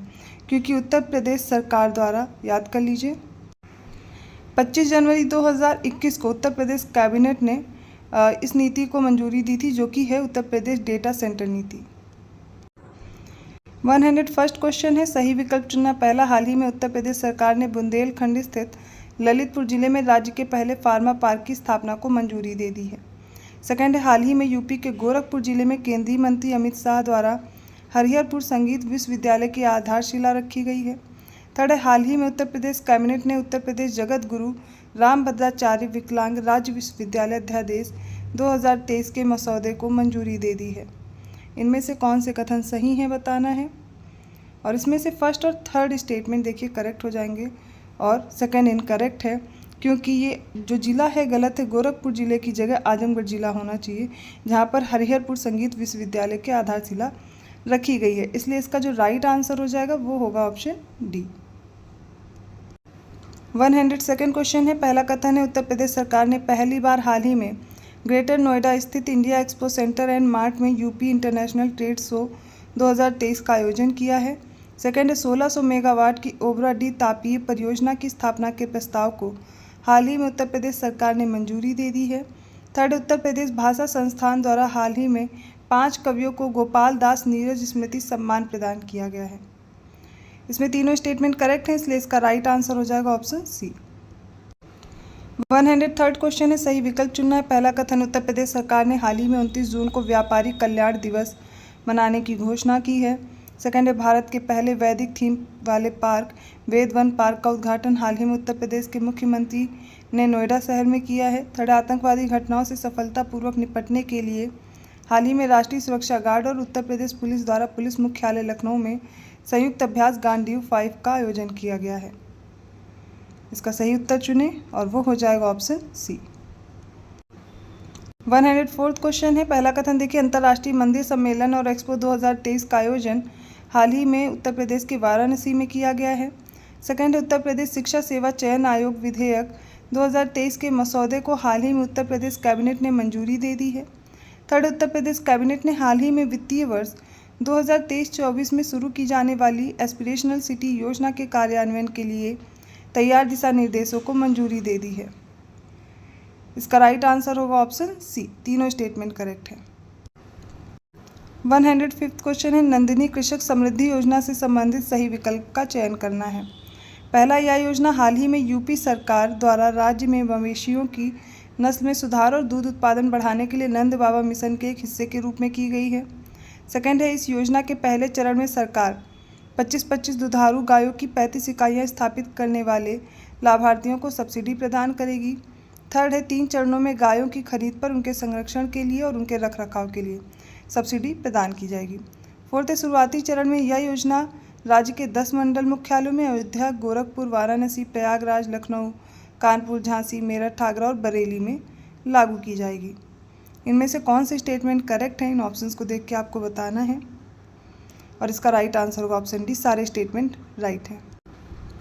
अगला प्रश्न देखते हैं, सही विकल्प चुनना है। पहला कथन है, बनारस हिंदू विश्वविद्यालय की ग्रीन कैपिलरी टीम द्वारा विकसित अत्याधुनिक क्वांटम प्रौद्योगिकी समर्थित हरित हाइड्रोजन उत्पादक तकनीक का हाल ही में वाराणसी विश्वविद्यालय में उद्घाटन किया गया है।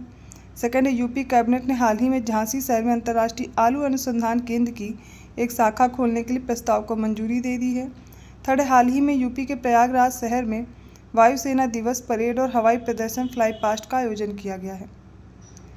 इसका सही उत्तर हो जाएगा ऑप्शन डी, क्योंकि सेकंड स्टेटमेंट गलत है, बाकी दोनों सही है। सही चुनना है, इसलिए पहला और दूसरा कथन सही है। उत्तर प्रदेश कैबिनेट ने हाल ही में आगरा शहर में अंतर्राष्ट्रीय आलू अनुसंधान केंद्र की एक शाखा खोलने के प्रस्ताव को मंजूरी दी है, न कि झांसी में। इसलिए इसका राइट आंसर क्या हो जाएगा ऑप्शन डी। 107 क्वेश्चन है। देखिए, पहला कथन, इलेक्ट्रॉनिक्स और सूचना प्रौद्योगिकी मंत्रालय के सचिव एस कृष्णन द्वारा वित्त पोषित फ्यूचर स्किल प्राइम परियोजना के तहत हाल ही में NIELIT गोरखपुर में रोबोटिक प्रोसेस ऑटोमेशन लैब का उद्घाटन किया गया था। सेकंड है, 352 किलोमीटर लंबी विजयपुर औरैया फूलपुर पाइपलाइन परियोजना का हाल ही में प्रधानमंत्री द्वारा उद्घाटन किया गया है। थर्ड है, प्रधानमंत्री ने हाल ही में अपने संसदीय क्षेत्र वाराणसी में 1115 करोड़ रुपए की लागत से बनी 18 अटल आवासीय विद्यालयों का उद्घाटन किया है। फोर्थ है, उत्तर प्रदेश के रायबरेली जिले में महान स्वतंत्रता सेनानी राजा राम बख्श सिंह की घुड़सवारी प्रतिमा का हाल ही में मुख्यमंत्री योगी आदित्यनाथ ने अनावरण किया है। इसमें देखिए, फर्स्ट और सेकंड स्टेटमेंट सही है, थर्ड और फोर्थ गलत है। ठीक है, क्यों गलत है तो वो भी देख लीजिए। यहाँ पर 18 अटल आवासीय विद्यालय नहीं होंगे, 16 अटल आवासीय विद्यालयों का उद्घाटन किया है। और फोर्थ स्टेटमेंट में क्या इनकरेक्ट है, तो यूपी का उन्नाव जिला जिसमें महान स्वतंत्रता सेनानी राजा राम बख्श सिंह की घुड़सवारी प्रतिमा का हाल ही में मुख्यमंत्री जी ने अनावरण किया है। 108 क्वेश्चन है, सही विकल्प चुनना है। पहला कथन है, पीटर पेलेग्रिनी को हाल ही में स्लोवाकिया के राष्ट्रपति के रूप में चुना गया है। सेकंड है, मनोज पांडा को हाल ही में 16वें वित्त आयोग के सदस्य के रूप में नियुक्त किया गया है। थर्ड है, हरियाणा के मलेरकोटला जिले में चुनाव संबंधी जानकारी के लिए हाल ही में बूथ राब्ता वेबसाइट लॉन्च की गई है। इनमें से कौन से कथन सही होंगे? इसका राइट आंसर होगा ऑप्शन डी, अर्थात इसमें जो फर्स्ट और सेकंड स्टेटमेंट है करेक्ट है, थर्ड इनकरेक्ट है। ऑप्शन दिखा चुकी हूँ, अभी फिर से आप देख सकते हैं, क्योंकि यहाँ पर जो मलेरकोटला ज़िला है ये कहाँ का है, ये पंजाब का है, ना कि हरियाणा का। तो राइट आंसर आप क्या चूज़ करेंगे? Option D. 109 क्वेश्चन है। पहला है, भेल ने हाल ही में उत्तर पूर्व भारत को राष्ट्रीय गैस ग्रिड से जोड़ने वाली बरौनी गुवाहाटी प्राकृतिक गैस पाइपलाइन परियोजना के लिए 15वां CIDC विश्वकर्मा पुरस्कार जीता है। सेकंड है, हिमानी झील के फटने से आने वाली बाढ़ से जुड़े जोखिमों का आकलन करने और उन्हें कम करने के लिए उत्तराखंड राज्य सरकार द्वारा हाल ही में सक्रिय उपाय शुरू किए गए हैं। थर्ड है, सागर कवच 0124 नामक 2 दिवसीय तटीय सुरक्षा अभ्यास हाल ही में लक्षद्वीप समूह में आयोजित किया गया है। इसका करेक्ट आंसर क्या होगा? इसका राइट आंसर होगा ऑप्शन बी, सेकंड और थर्ड स्टेटमेंट करेक्ट है, मतलब फर्स्ट इनकरेक्ट हो जाएगा। इसलिए इनकरेक्ट है क्योंकि यहाँ पर भेल नहीं गेल होगा। ठीक है, 110वां प्रश्न देखिए, सही विकल्प चुनना है। पहला है, प्रसिद्ध शॉट पुटर वैलेरी एडम्स को हाल ही में टाटा कंसल्टेंसी सर्विसेज वर्ल्ड 10 के बेंगलुरु के 16वें संस्करण के लिए अंतर्राष्ट्रीय इवेंट एम्बेसडर नामित किया गया है। सेकंड है, भारतीय तट रक्षक महानिदेशक राकेश पाल ने हाल ही में तमिलनाडु के रामेश्वरम के पास ICGS मंडपम में भारतीय तटरक्षक जलीय केंद्र का उद्घाटन किया है। थर्ड है, महाराष्ट्र के एक छोटे से शहर मिराज में बने सितार और तानपुरा को हाल ही में भौगोलिक संकेत टैग दिया गया है।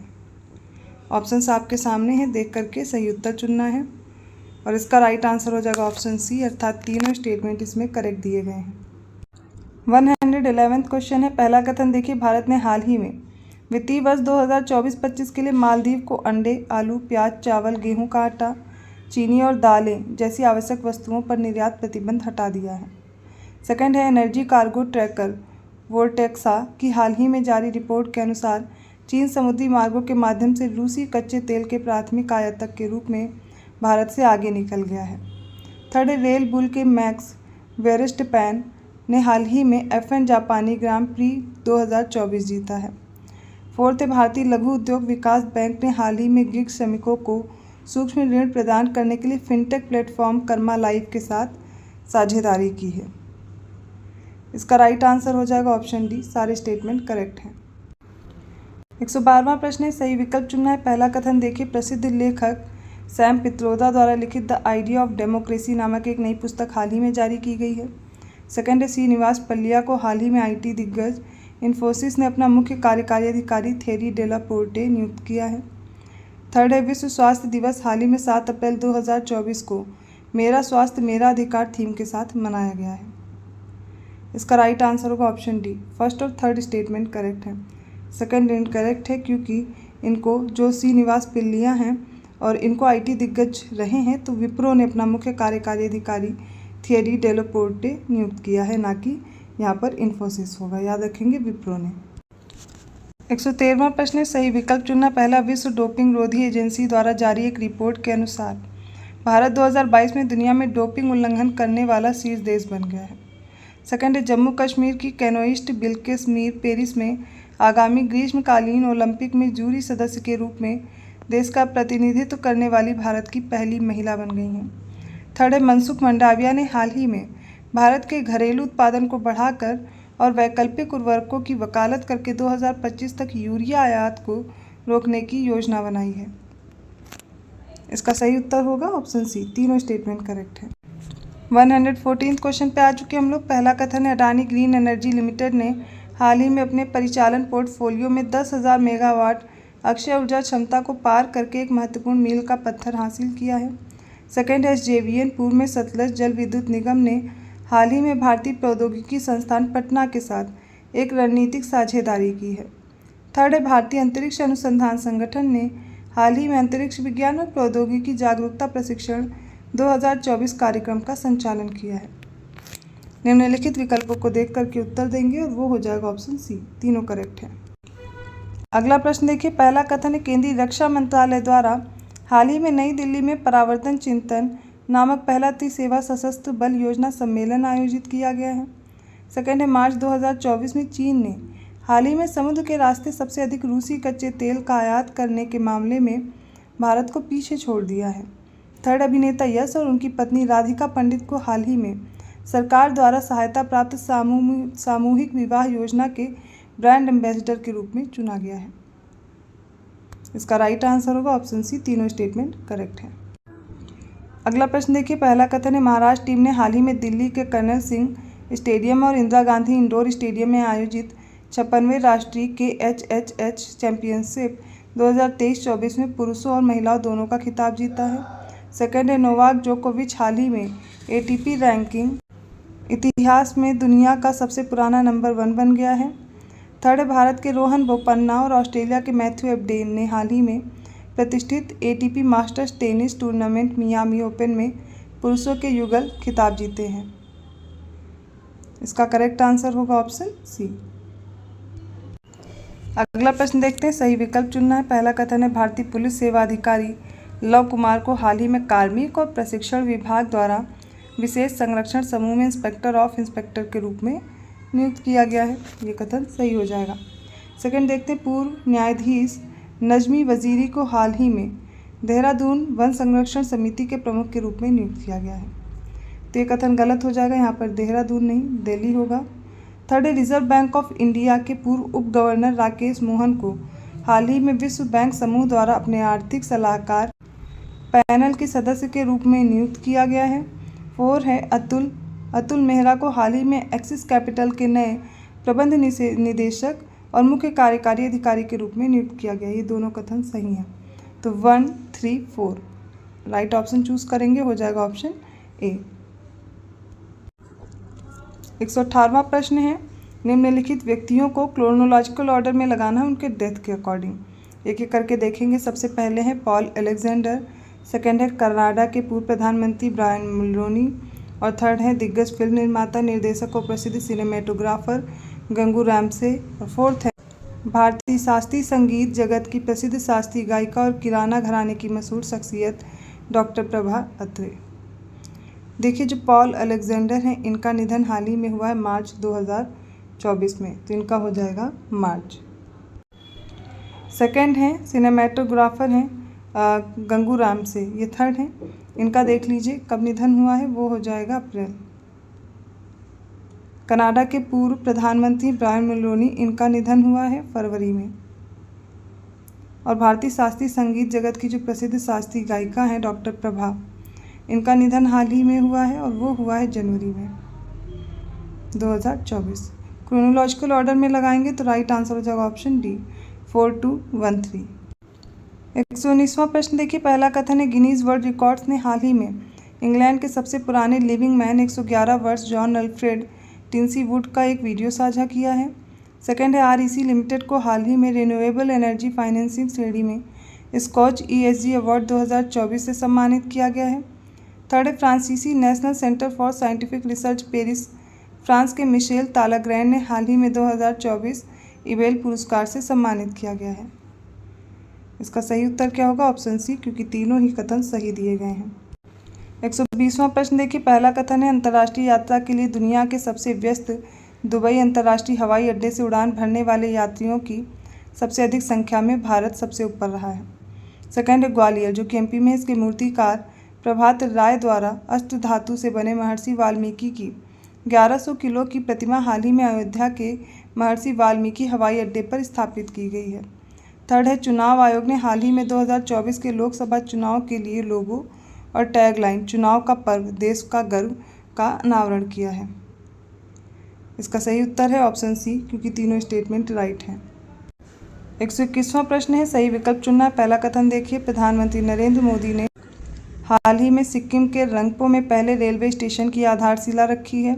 सेकंड, हिमाचल प्रदेश राज्य के वक्फ बोर्ड ने हाल ही में मार्च से शुरू होने वाले नए सत्र में मदरसों में बच्चों को रामकथा पढ़ाने का निर्णय लिया है। और थर्ड, हाल ही में भारत के प्रधान न्यायाधीश न्यायमूर्ति DY चंद्रचूड़ ने सर्वोच्च न्यायालय के परिसर में आयुष समग्र कल्याण केंद्र का उद्घाटन किया है। इसका सही उत्तर हो जाएगा ऑप्शन बी। पहला और तीसरा कथन सही है, दूसरा गलत दिया गया है, क्योंकि उत्तराखंड होगा यहाँ पर, ना कि हिमाचल प्रदेश राज्य के वक्फ बोर्ड ने। 122वां क्वेश्चन है, पहला जनजातीय उत्सव मेदाराम जतारा, जिसे समक्का सरलम्मा जतारा के नाम से जाना जाता, हाल ही में 21 फरवरी 2024 को तेलंगाना राज्य में शुरू हुआ है। सेकेंड, हाल ही में तेलंगाना राज्य के नलगोंडा जिले में कृष्णा नदी के तट पर मुदी माणिक्यम गांव में 1300 से 1500 साल पुराने 2 बादामी चालुक्य मंदिर और 1200 साल पुराने लेबल शिलालेख खोजे गए हैं। थर्ड है, हाल ही में प्रधानमंत्री श्री नरेंद्र मोदी ने अहमदाबाद के मोटेरा स्थित नरेंद्र मोदी स्टेडियम में गुजरात सहकारी दुग्ध विपणन महासंघ के स्वर्ण जयंती समारोह में भाग लिया है। इसका राइट आंसर है ऑप्शन सी, तीनों स्टेटमेंट करेक्ट हैं। 123वां क्वेश्चन देखिए, पहला कथन है, भारतीय प्रबंधन संस्थान अहमदाबाद ने हाल ही में भारत में एरोस्पेस, नए अंतरिक्ष और रक्षा उद्योगों के परिदृश्य को फिर से परिभाषित करने के लिए अग्रणी यूरोपीय एरोस्पेस स्टारबस्ट के साथ एक रणनीतिक सहयोग में प्रवेश किया है। सेकेंड है, air chief marshal VR Chaudhary ने हाल ही में defence services staff college Wellington में 79th स्टाफ कोर्स की तैयारी कर रहे भारतीय सशस्त्र बलों और मित्र देशों के लिए छात्र अधिकारियों को संबोधित किया है। थर्ड है, केंद्रीय उद्यम SJVN लिमिटेड ने हाल ही में यूपी के कानपुर देहात में अपने 50 मेगावाट के गुजराई सौर ऊर्जा स्टेशन का सफल वाणिज्यिक संचालन शुरू किया है। इसका राइट आंसर है ऑप्शन सी। अगला प्रश्न देख लेते हैं। पहला, ओला कंपनी के संस्थापक भाविश अग्रवाल ने हाल ही में OpenAI के ChatGPT और गूगल के जेमिनी को टक्कर देने के लिए भारत का AI चैटबॉट कृत्रिम AI लॉन्च किया है। सेकंड, चौथे राष्ट्रीय चिल्का पक्षी महोत्सव का हाल ही में उड़ीसा के मुख्यमंत्री नवीन पटनायक ने 27 से 29 जनवरी 2024 तक उड़ीसा में उद्घाटन किया है। थर्ड है, अपार one nation one student ID card पर राष्ट्रीय सम्मेलन का उद्घाटन हाल ही में नई दिल्ली में श्री धर्मेंद्र प्रधान द्वारा किया गया है। इसका भी करेक्ट आंसर क्या हो जाएगा? Option C. 125वां प्रश्न है। पहला कथन है, हाल ही में आसियान के महासचिव डॉक्टर काओ किम होन के नेतृत्व में आसियान सचिवालय प्रतिनिधि मंडल ने 6 सितंबर 2023 को जकार्ता में आयोजित होने वाले 26वें ASEAN+3 शिखर सम्मेलन में भाग लिया है। सेकंड, हाल ही में केंद्रीय नागरिक उड्डयन मंत्री श्री ज्योतिरादित्य सिंधिया ने हैदराबाद तेलंगाना एशिया के सबसे बड़े विमानन एक्सपो विंग्स इंडिया 2024 का उद्घाटन किया है। थर्ड है, दूसरा इन्फिनिटी फोरम 2.2 अंतर्राष्ट्रीय वित्तीय सेवा केंद्र प्राधिकरण और गिफ्ट सिटी द्वारा संयुक्त रूप से गांधीनगर गुजरात में आयोजित किया गया है। सारे कथन देखिए और इसका सही उत्तर चुनेंगे तो वो हो जाएगा ऑप्शन सी। 126 क्वेश्चन है, विश्व आर्थिक मंच ने अपने young global leaders community the class of 2024 के 20वें संस्करण की घोषणा की। सूची में शामिल भारतीयों से संबंधित सही विकल्प चुनना है। इसमें है अभिनेत्री भूमि पेडनेकर, सेकंड अद्वैत नायर, थर्ड है अर्जुन भरतिया, फोर्थ है प्रिया अग्रवाल हेब्बार और फिफ्थ है शरद विवेक सागर। इसका राइट आंसर ऑप्शन डी, इसमें सारे के सारे ही शामिल हैं। 127 क्वेश्चन है, पहला कथन है, लेबनानी न्यायाधीश नवाफ सलाम को हाल ही में अमेरिकी न्यायाधीश जॉन डेनोग्यू की जगह हेग में अंतर्राष्ट्रीय न्यायालय के नए अध्यक्ष के रूप में चुना गया है। सेकंड, उड़ीसा के मुख्यमंत्री नवीन पटनायक ने हाल ही में भुवनेश्वर में बागची श्री शंकर कैंसर केंद्र और अनुसंधान संस्थान का उद्घाटन किया है। थर्ड, अरुणाचल प्रदेश सरकार ने हाल ही में राज्य में पहला विशेष बाघ संरक्षण बल स्थापित करने के लिए राष्ट्रीय बाघ संरक्षण प्राधिकरण के साथ एक समझौता ज्ञापन पर हस्ताक्षर किए हैं। इसका सही उत्तर हो जाएगा ऑप्शन सी, तीनों स्टेटमेंट करेक्ट हैं। 128 क्वेश्चन है, सही विकल्प चुनना। पहला, भारत के डिजिटल भुगतान क्षेत्र की अग्रणी कंपनी M-Swipe टेक्नोलॉजीज़ को हाल ही में भारत रिजर्व बैंक द्वारा पेमेंट एग्रीगेटर लाइसेंस से सम्मानित किया गया है। सेकंड, प्रधानमंत्री श्री नरेंद्र मोदी की अध्यक्षता में केंद्रीय मंत्रिमंडल ने हाल ही में अतिरिक्त कार्यों को शामिल करके राष्ट्रीय पशुधन मिशन में और संशोधनों को मंजूरी दे दी है। थर्ड है, गुजकोस्ट को हाल ही में DRDO के स्टार्ट कार्यक्रम के लिए नोडल केंद्र के रूप में नियुक्त किया गया है। इसका सही उत्तर होगा ऑप्शन सी, तीनों करेक्ट हैं। 129 क्वेश्चन देखिए, निम्नलिखित में से सही विकल्प चुनना। पहला, ब्रिटिश नागरिक रसकुक जिन्हें हार्डेस्ट गीजर के नाम से जाना जाता है, हाल ही में अफ्रीका में सबसे लंबी दौड़ लगाने वाले पहले व्यक्ति बन गए हैं। सेकेंड, अंतर्राष्ट्रीय योग दिवस से 75 दिन पहले हाल ही में पुणे में योग महोत्सव का आयोजन किया गया है। थर्ड, भारतीय सेना ने अपनी बेहद कम दूरी की वायु रक्षा क्षमताओं को बढ़ाने के लिए हाल ही में रूस से ईगला S-MAN portable air defence system हासिल किया है। फोर्थ है, सड़क परिवहन और राजमार्ग मंत्रालय को वित्त वर्ष 2023-24 में 12,000 किलोमीटर से 13,000 किलोमीटर के बीच राष्ट्रीय राजमार्ग बनाने की उम्मीद है। इस क्वेश्चन का राइट आंसर ऑप्शन डी, चारों स्टेटमेंट करेक्ट है। अगला प्रश्न देखिए, सही विकल्प चुनना। पहला, अंतर्राष्ट्रीय क्रिकेट परिषद ने श्रीलंकाई क्रिकेटर कामिंदु मेंडिस को मार्च 2024 के लिए ICC पुरुष खिलाड़ी ऑफ द मंथ के रूप में नामित किया है। सेकंड, अंतर्राष्ट्रीय क्रिकेट परिषद ने इंग्लैंड की माइया बाउचर को मार्च 2024 के लिए ICC महिला खिलाड़ी ऑफ द मंथ के रूप में नामित किया है। थर्ड है, यूरोपीय संघ और भारत ने इलेक्ट्रिक वाहन बैटरी रिसाइकलिंग के क्षेत्र में स्टार्टअप को बढ़ावा देने के लिए एक सहयोगात्मक प्रयास शुरू किया है। इसका सही उत्तर हो जाएगा ऑप्शन सी, तीनों करेक्ट हैं। 131 क्वेश्चन देखिए, पहला कथन है, एडिपोसाइट्स का मुख्य कार्य लिपिड के रूप में ऊर्जा का भंडारण करना और बाहरी वातावरण से शरीर की सुरक्षा करना है। सेकंड है, कोलेस्ट्रम नवजात शिशु के जन्म के तुरंत बाद स्तन ग्रंथियों द्वारा उत्पादित दूध का पहला रूप है। थर्ड है, लार में मौजूद लार एमाइलेज पहला पाचक एंजाइम है जो चबाने और क्रमाकुंचन की प्रक्रिया के दौरान मुख गुहा में भोजन के साथ मिल जाता है। फोर्थ है अफ्टू ग्रंथि, जिसे थायराइड ग्लैंड बोलते हैं, अंतःस्रावी, अर्थात ये होती है इसको बोलते हैं एंडोक्राइन ग्लैंड, ठीक है, इनकी गतिविधियों को नियंत्रित करता है। इसमें से बताना है कौन से ऑप्शंस करेक्ट हैं, आपके सामने हैं। इसका राइट आंसर हो जाएगा ऑप्शन बी, अर्थात फर्स्ट, सेकंड और थर्ड स्टेटमेंट करेक्ट है, फोर्थ इनकरेक्ट है।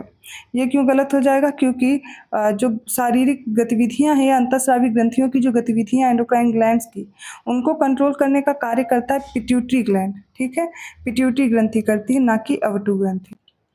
132 क्वेश्चन है, सही विकल्प चुनना है। पहला देखिए विकल्प, रेशम एक ऐसा रेशा है जो रेशम कीट द्वारा अपने कोकून के उत्पादन में उत्पादित किया जाता है। सेकंड है, कोकून में मुख्य रूप से दो प्रोटीन फाइब्रोनेजन और सेरिसिन होते हैं। रेशम में 20 से 30% फाइब्रोइन और 70 से 80% सेरिसिन होता है। थर्ड है, फाइब्रोनोजन रेशम का संरचनात्मक केंद्र है और सेरिसिन व गोंद है जो रेशों पर कोटिंग करता है और उन्हें एक दूसरे से चिपकने की अनुमति देता है। इसका सही उत्तर हो जाएगा ऑप्शन बी, फर्स्ट और थर्ड करेक्ट है, दूसरा इनकरेक्ट है। तो कोकून में क्या होता है? कोकून मुख्य रूप से दो प्रोटीन होती है, प्रोटीन एक फाइब्रिनोजन है और सेरिसिन है। रेशम में 70 to 80% क्या होगा? फाइब्रिनोजन, और 20 to 80% होगा सेरिसिन। 133 क्वेश्चन है, पहला कथन है आहार में फ्लोराइड की कमी एक विकार है जो दंत क्षय और संभवतः ऑस्टियोपोरोसिस का कारण बन सकता है। सेकंड है, प्राकृतिक रबर एक योगात्मक बहुलक है जो उष्णकटिबंधीय रबर के पेड़ से दूध या सफेद तरल पदार्थ के रूप में प्राप्त होता है, जिसे लेटेक्स के रूप में जानते हैं। थर्ड है, वह प्रक्रिया जिसके द्वारा डीएनए के एक स्ट्रैंड में आनुवांशिक जानकारी को मैसेंजर आरएनए के एक नए अणु में कॉपी किया जाता है, ट्रांसक्रिप्शन कहलाता है। फोर्थ है, जेनेटिक स्क्रीनिंग दोषपूर्ण जीन का पता लगाने के लिए की जाने वाली एक प्रक्रिया है जो किसी व्यक्ति में एक विशिष्ट विकार का कारण बनती है। इन कथन को देख करके आप जो सही उत्तर चुनेंगे वो ऑप्शन डी होगा। 134 क्वेश्चन है, देखिए सही विकल्प चुनना। पहला कथन, अस्सी मज्जा स्टोमल कोशिकाओं और पैरेन्काइमल कोशिकाओं से बनी अस्थि गुहाओं के भीतर स्थित होती है। सेकंड है, न्यूट्रोफिल और लिम्फोसाइट्स, ये ब्लड सेल्स होती हैं जो कि बोन मैरो में अस्थि मज्जा में ओरिजिनेट होती हैं। थर्ड, इंसुलिन एक पेप्टाइड हार्मोन होता है जो कि अग्नाशय की कोशिकाओं से सिक्रीट होता है, कुछ टेलोस्ट मछलियों के टूटे हुए शरीर द्वारा निर्मित होता है। इनमें से कौन सा कथन सही होगा? इसका राइट आंसर हो जाएगा ऑप्शन सी। 135 क्वेश्चन है, देखिए सही विकल्प चुनना। पहला, सैक्रोमाइसिस सेरेवेसी नामक ईस्ट का उपयोग करते हैं मेथनॉल के प्रोडक्शन में। सेकंड, चोट या बीमारी के कारण शरीर के निचले हिस्से पैरों सहित में होने वाले जो पक्षाघात को क्या कहते हैं? पैराप्लेजिया कहा जाता है। थर्ड, इलेक्ट्रॉन बीम थेरेपी एक प्रकार की बाहरी रेडियोथेरेपी जिसका उपयोग कुछ प्रकार के कैंसर के उपचार में करते हैं। फोर्थ, सूरजमुखी का तेल हृदय रोगियों के लिए उपयुक्त है क्योंकि इसमें वसा की मात्रा बहुत कम होती है। फिफ्थ है, बैसिलस थुरिनजिनेसिस, ये होता है ग्राम पॉजिटिव बैक्टीरिया जो कि क्या करता है? आमतौर पर जैविक कीटनाशक के रूप में इसका प्रयोग करते हैं। इसका राइट आंसर होगा 2, 3, 4, 5, मतलब फर्स्ट इनकरेक्ट है, बाकी सारे करेक्ट हैं। तो इसमें क्या इनकरेक्ट है? सैक्रोमाइसिस सेरेवेसी एक ईस्ट होता है, इसका प्रयोग किस लिए करते हैं? एथेनॉल के प्रोडक्शन में, ना कि मेथनॉल के प्रोडक्शन में। 136 क्वेश्चन है, पहला कथन है कैफीन एल्कलॉइड एक मनोसक्रिय प्रभाव वाली उत्तेजक औषधि जो मुख्य रूप से कॉफी के बीज और चाय की पत्तियों से प्राप्त होती है। सेकंड है, समुद्री शैवाल समुद्र के तल में पाए जाने वाले बहुकोशिकीय शैवाल हैं, ये आयोडीन के महत्वपूर्ण स्रोत होते हैं। थर्ड, क्रिकेट के बल्ले विलो लकड़ी से बनाए जाते हैं जिसका वानस्पतिक नाम है सैलिक सल्वा। फोर्थ, सहतूत की लकड़ी का उपयोग हॉकी स्टिक और क्रिकेट स्टिक बनाने में किया जाता है। फिफ्थ, पार्थेनियम पौधे की पत्ती के अर्क का उपयोग नैनो कणों के जैव संश्लेषण में बायोसिंथेसिस में किया जाता है। इसका राइट आंसर होगा ऑप्शन डी, सारे स्टेटमेंट सही हैं। अगला प्रश्न देखिए, पहला कथन है कभी कभी अनियंत्रित भीड़ को तितर बितर करने के लिए आंसू गैस का इस्तेमाल करते हैं, इसमें अमोनिया का यूज किया जाता है। सेकंड है, ट्यूबलाइट में कम दबाव वाला पारा वाष्प और एक अक्रिय गैस होती है जिसमें मुख्य रूप से ऑर्गन होता है। इसके अलावा ट्यूबलाइट में इस्तेमाल होने वाली कांच की भीतरी सतह पर फॉस्फोर पाउडर का लेप लगाया जाता है। थर्ड, एक्वारेजिया 3 भाग सांद्र हाइड्रोक्लोरिक एसिड और 1 भाग सांद्र नाइट्रिक एसिड का एक अम्लीय संक्षारक और ऑक्सीडेटिव मिश्रण है। फोर्थ, सल्फ्यूरिक एसिड का उपयोग मुख्य रूप से पेट्रोकेमिकल उद्योगों और प्रयोगशाला की सफाई में किया जाता है। इसका सही उत्तर हो जाएगा ऑप्शन डी, सारे स्टेटमेंट सही हैं।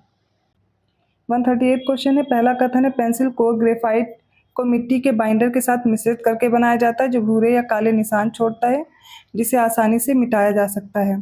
सेकंड है, हाइड्रोफ्लोरिक एसिड का उपयोग कांच पर नक्काशी और खरोंच लगाने के लिए भी किया जाता है। थर्ड है, कांच हाइड्रोफ्लोरिक एसिड में घुलनशील सिलिकेट बनाता है जिसके कारण हाइड्रोफ्लोरिक एसिड कांच के बर्तनों में जमा नहीं हो पाता है।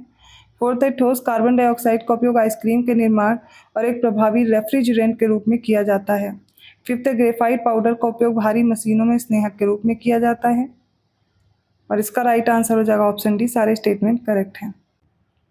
139 क्वेश्चन देखिए, पहला कथन है मोती में 85% कैल्शियम कार्बोनेट, एरागोनाइट 2 to 4% पानी और 0 to 10% कॉन्चियोलिन होता है। कॉन्चियोलिन एक तरह का प्रोटीन होता है। सेकंड है माणिक और नीलम कोरंडम के रत्न रूप हैं। कोरंडम प्राकृतिक रूप से एल्यूमिनियम ऑक्साइड के क्रिस्टलीय रूप में पाया जाता है। थर्ड है सोडियम वाष्प लैंप प्रायः सड़क प्रकाश के लिए प्रयुक्त होते हैं क्योंकि इनका प्रकाश एकवर्णी है और पानी की बूंदों से गुजरने पर विभक्त नहीं होता है। फोर्थ है सोने की शुद्धता डिग्री या कैरेट में मापी जाती है। शुद्ध सोना 24 कैरेट होता है। इसका सही उत्तर क्या होगा? ऑप्शन डी, सारे स्टेटमेंट सही हैं। अगला प्रश्न देखिए, सही कथन चुनना है। पहला है सोडियम का अपेक्षित घनत्व 0.97 है, पानी से हल्का होने के कारण ये पानी पे तैरता है। फिर गैर धातु हीरा सभी प्राकृतिक वस्तुओं में सबसे कठोर है जबकि प्लैटिनम सबसे कठोर है। थर्ड है उत्क्रमण परासरण छनन विधि द्वारा जल शुद्धिकरण की एक विशेष प्रक्रिया। इस विधि द्वारा समुद्र के पानी को शुद्ध करते हैं, इसे रिवर्स ऑस्मोसिस बोलते हैं। ठीक है। फोर्थ है लिथियम सबसे हल्की धातु है और ऑस्मियम क्या होती है? सबसे भारी धातु। लिथियम सबसे सघन प्राकृतिक धातु है। फिफ्थ है पानी की स्थायी कठोरता कैल्शियम और मैग्नीशियम के क्लोराइड और सल्फेट के कारण होती है। इसमें से बताना है कौन सा विकल्प सही होगा और राइट आंसर हो जाएगा इसका ऑप्शन बी। 1 2 3 5 करेक्ट है, फोर्थ इनकरेक्ट है क्योंकि लिथियम सबसे हल्की धातु है, ऑस्मियम सबसे भारी धातु है, लेकिन ऑस्मियम सबसे सघन प्राकृतिक धातु होती है, ना कि लिथियम। 141 क्वेश्चन देखते। पहला कथन है चार्ल्स के नियम के अनुसार समतापी परिस्थितियों में एक निश्चित द्रव्यमान की गैस का दबाव उसके आयतन के व्युत्क्रमानुपाती होता है। सेकंड है बॉयल का नियम समदाबी स्थितियों के तहत आयतन और निरपेक्ष तापमान के बीच संबंध को दर्शाता है। थर्ड है अवोगाद्रो के अनुसार तापमान और दबाव की समान परिस्थितियों में गैसों के समान आयतन में अणुओं की संख्या भी समान होती है। फोर्थ है डाल्टन के आंशिक दबाव के नियम के अनुसार अक्रिय गैसों के मिश्रण का कुल दबाव उनके आंशिक दबाव के योग के बराबर होता है। सारे कथन देख लीजिए, इसमें इनकरेक्ट ऑप्शन चूज करना है, वो हो जाएगा ऑप्शन ए, मतलब पहला और दूसरा कथन गलत है, बाकी तीसरा और सही दिया गया है। देख लेते हैं, ऑप्शन ए है गलत, ऑप्शन हमसे पूछे गए थे, तीसरा और चौथा सही है। तो देखिए जो चार्ल्स का नियम दिया गया है वो बॉयल का नियम बता दिया गया, जो बॉयल का नियम है वो चार्ल्स का नियम बता दिया गया है, बस यही इनकरेक्ट है, बाकी करेक्ट है। 142 क्वेश्चन है किसी ठोस को तरल अवस्था में बदलने के लिए आवश्यक ऊष्मा को संलयन की गुप्त ऊष्मा कहा जाता है। बर्फ के संलयन की गुप्त ऊष्मा 3.34 × 10⁵ जूल पर किलोग्राम होती है। सेकंड, किसी तरल पदार्थ को वाष्प में परिवर्तित करने के लिए आवश्यक ऊष्मा को वाष्पीकरण की गुप्त ऊष्मा कहा जाता है। जल के वाष्पीकरण की गुप्त ऊष्मा 22.5 × 10⁵ जूल पर किलोग्राम है। इसका राइट आंसर हो जाएगा ऑप्शन सी, दोनों स्टेटमेंट करेक्ट है। 143 क्वेश्चन है। पहला कथन है बांध के जलाशय में जमा पानी में स्थितिज ऊर्जा होती है। सेकंड है पेड़ की शाखा से लटके सेब या आम में गतिज ऊर्जा होती है। थर्ड, एक तनी हुई धनुष और बाण प्रणाली में स्थितिज ऊर्जा होती है। इसका राइट आंसर होगा ऑप्शन बी, फर्स्ट और थर्ड करेक्ट है, जबकि पेड़ की शाखा से लटके हुए सेब या फिर आम में स्थितिज ऊर्जा होगी। ठीक है, ना कि यहाँ पर जो गतिज ऊर्जा दी गई वो गलत है। ठीक है, यहाँ पर पोटेंशियल एनर्जी होगी, ना कि काइनेटिक एनर्जी। अगले प्रश्न में सही विकल्प चुनना है। पहला, विस्थापन का परिमाण गतिमान वस्तु द्वारा तय की गई पथ की लंबाई के बराबर हो भी सकता है और नहीं भी। सेकंड है, किसी वस्तु द्वारा दो बिंदुओं के बीच तय गई विशिष्ट पथ की लंबाई को दूरी कहा जाता है। सी, विस्थापन एक अदिश राशि है जिसकी लंबाई किसी बिंदु की प्रारंभिक और अंतिम स्थिति के बीच की सबसे छोटी दूरी के रूप में जानी जाती है। और डी, किसी वस्तु द्वारा तय की गई दूरी शून्य नहीं है, लेकिन अंतिम विस्थापन शून्य हो सकता है। इस क्वेश्चन में देखिए केवल एक कथन गलत है, बाकी सारे कथन सही हैं, इसलिए यहाँ पर इनकरेक्ट ऑप्शन होना चाहिए था। ठीक है, क्योंकि विस्थापन एक तरह की सदिश राशि ना कि अदिश राशि है। बाकी सारे स्टेटमेंट करेक्ट हैं। 145वां प्रश्न है निम्नलिखित में से कौन सा एक न्यूटन के प्रथम नियमों के उदाहरण में से नहीं है। पहला है जब चलती हुई बस अचानक रुक जाती है तो उसमें बैठे यात्री आगे की ओर झुक जाते हैं। सेकंड है जब कोई रुका हुआ वाहन अचानक चलने लगता है तो उसमें बैठे यात्री पीछे की ओर झुक जाते हैं।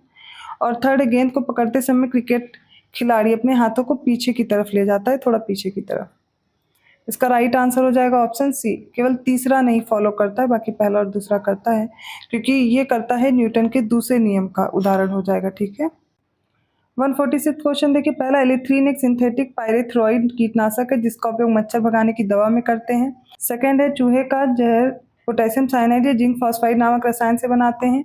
थर्ड है चूहे, गिलहरी आदि जैसे कृंतकों को नियंत्रित करने के लिए पेस्टिसाइड का उपयोग किया जाता है। और फोर्थ है एल्यूमिनियम फॉस्फाइड का उपयोग कीटनाशकों और खाद्यान्नों के धूम्रकारी भंडारण में किया जाता है। इसका राइट आंसर हो जाएगा ऑप्शन सी। थर्ड स्टेटमेंट को छोड़ करके बाकी सारे सही हैं, क्योंकि चूहे, गिलहरी आदि जो कृंतक हैं इनको नियंत्रित करने के लिए रोडेंटिसाइड का उपयोग करते हैं, ठीक है, ना कि पेस्टिसाइड। अगले प्रश्न में गलत विकल्प चुनना है। पहला है प्रधानमंत्री उज्ज्वला योजना 1 मई 2016। सेकंड है बेटी बचाओ बेटी पढ़ाओ 22 जनवरी 2017। थर्ड है प्रधानमंत्री आवास योजना शहरी 25 जून 2015। और फोर्थ है श्यामा प्रसाद मुखर्जी रू अर्बन मिशन। तो इसका हो गया 21 फरवरी 2016। इसमें से जो गलत है वो ऑप्शन बी है। बेटी बचाओ बेटी पढ़ाओ योजना जो शुरू हुई वो 22 जनवरी 2017 को पानीपत हरियाणा से। प्रधानमंत्री उज्ज्वला ये बलिया यूपी से, ठीक है, ये वहाँ से शुरू हुई है, बलिया यूपी याद रखिएगा। और बेटी बचाओ बेटी पढ़ाओ पानीपत हरियाणा से। अगला प्रश्न देखिए, सही विकल्प चुनना है। विश्व पर्यावरण दिवस 5 जून को, विश्व आर्द्र भूमि दिवस 22 मार्च, विश्व जल दिवस 2 फरवरी, अंतर्राष्ट्रीय वन दिवस 21 मार्च। इसमें से जो करेक्ट है वो ऑप्शन सी है, पहला और चौथा करेक्ट है, बाकी दोनों गलत हैं। विश्व आर्द्र भूमि दिवस ये कब हो जाएगा, याद कर लीजिए 2 फरवरी, और विश्व जल दिवस 22 मार्च।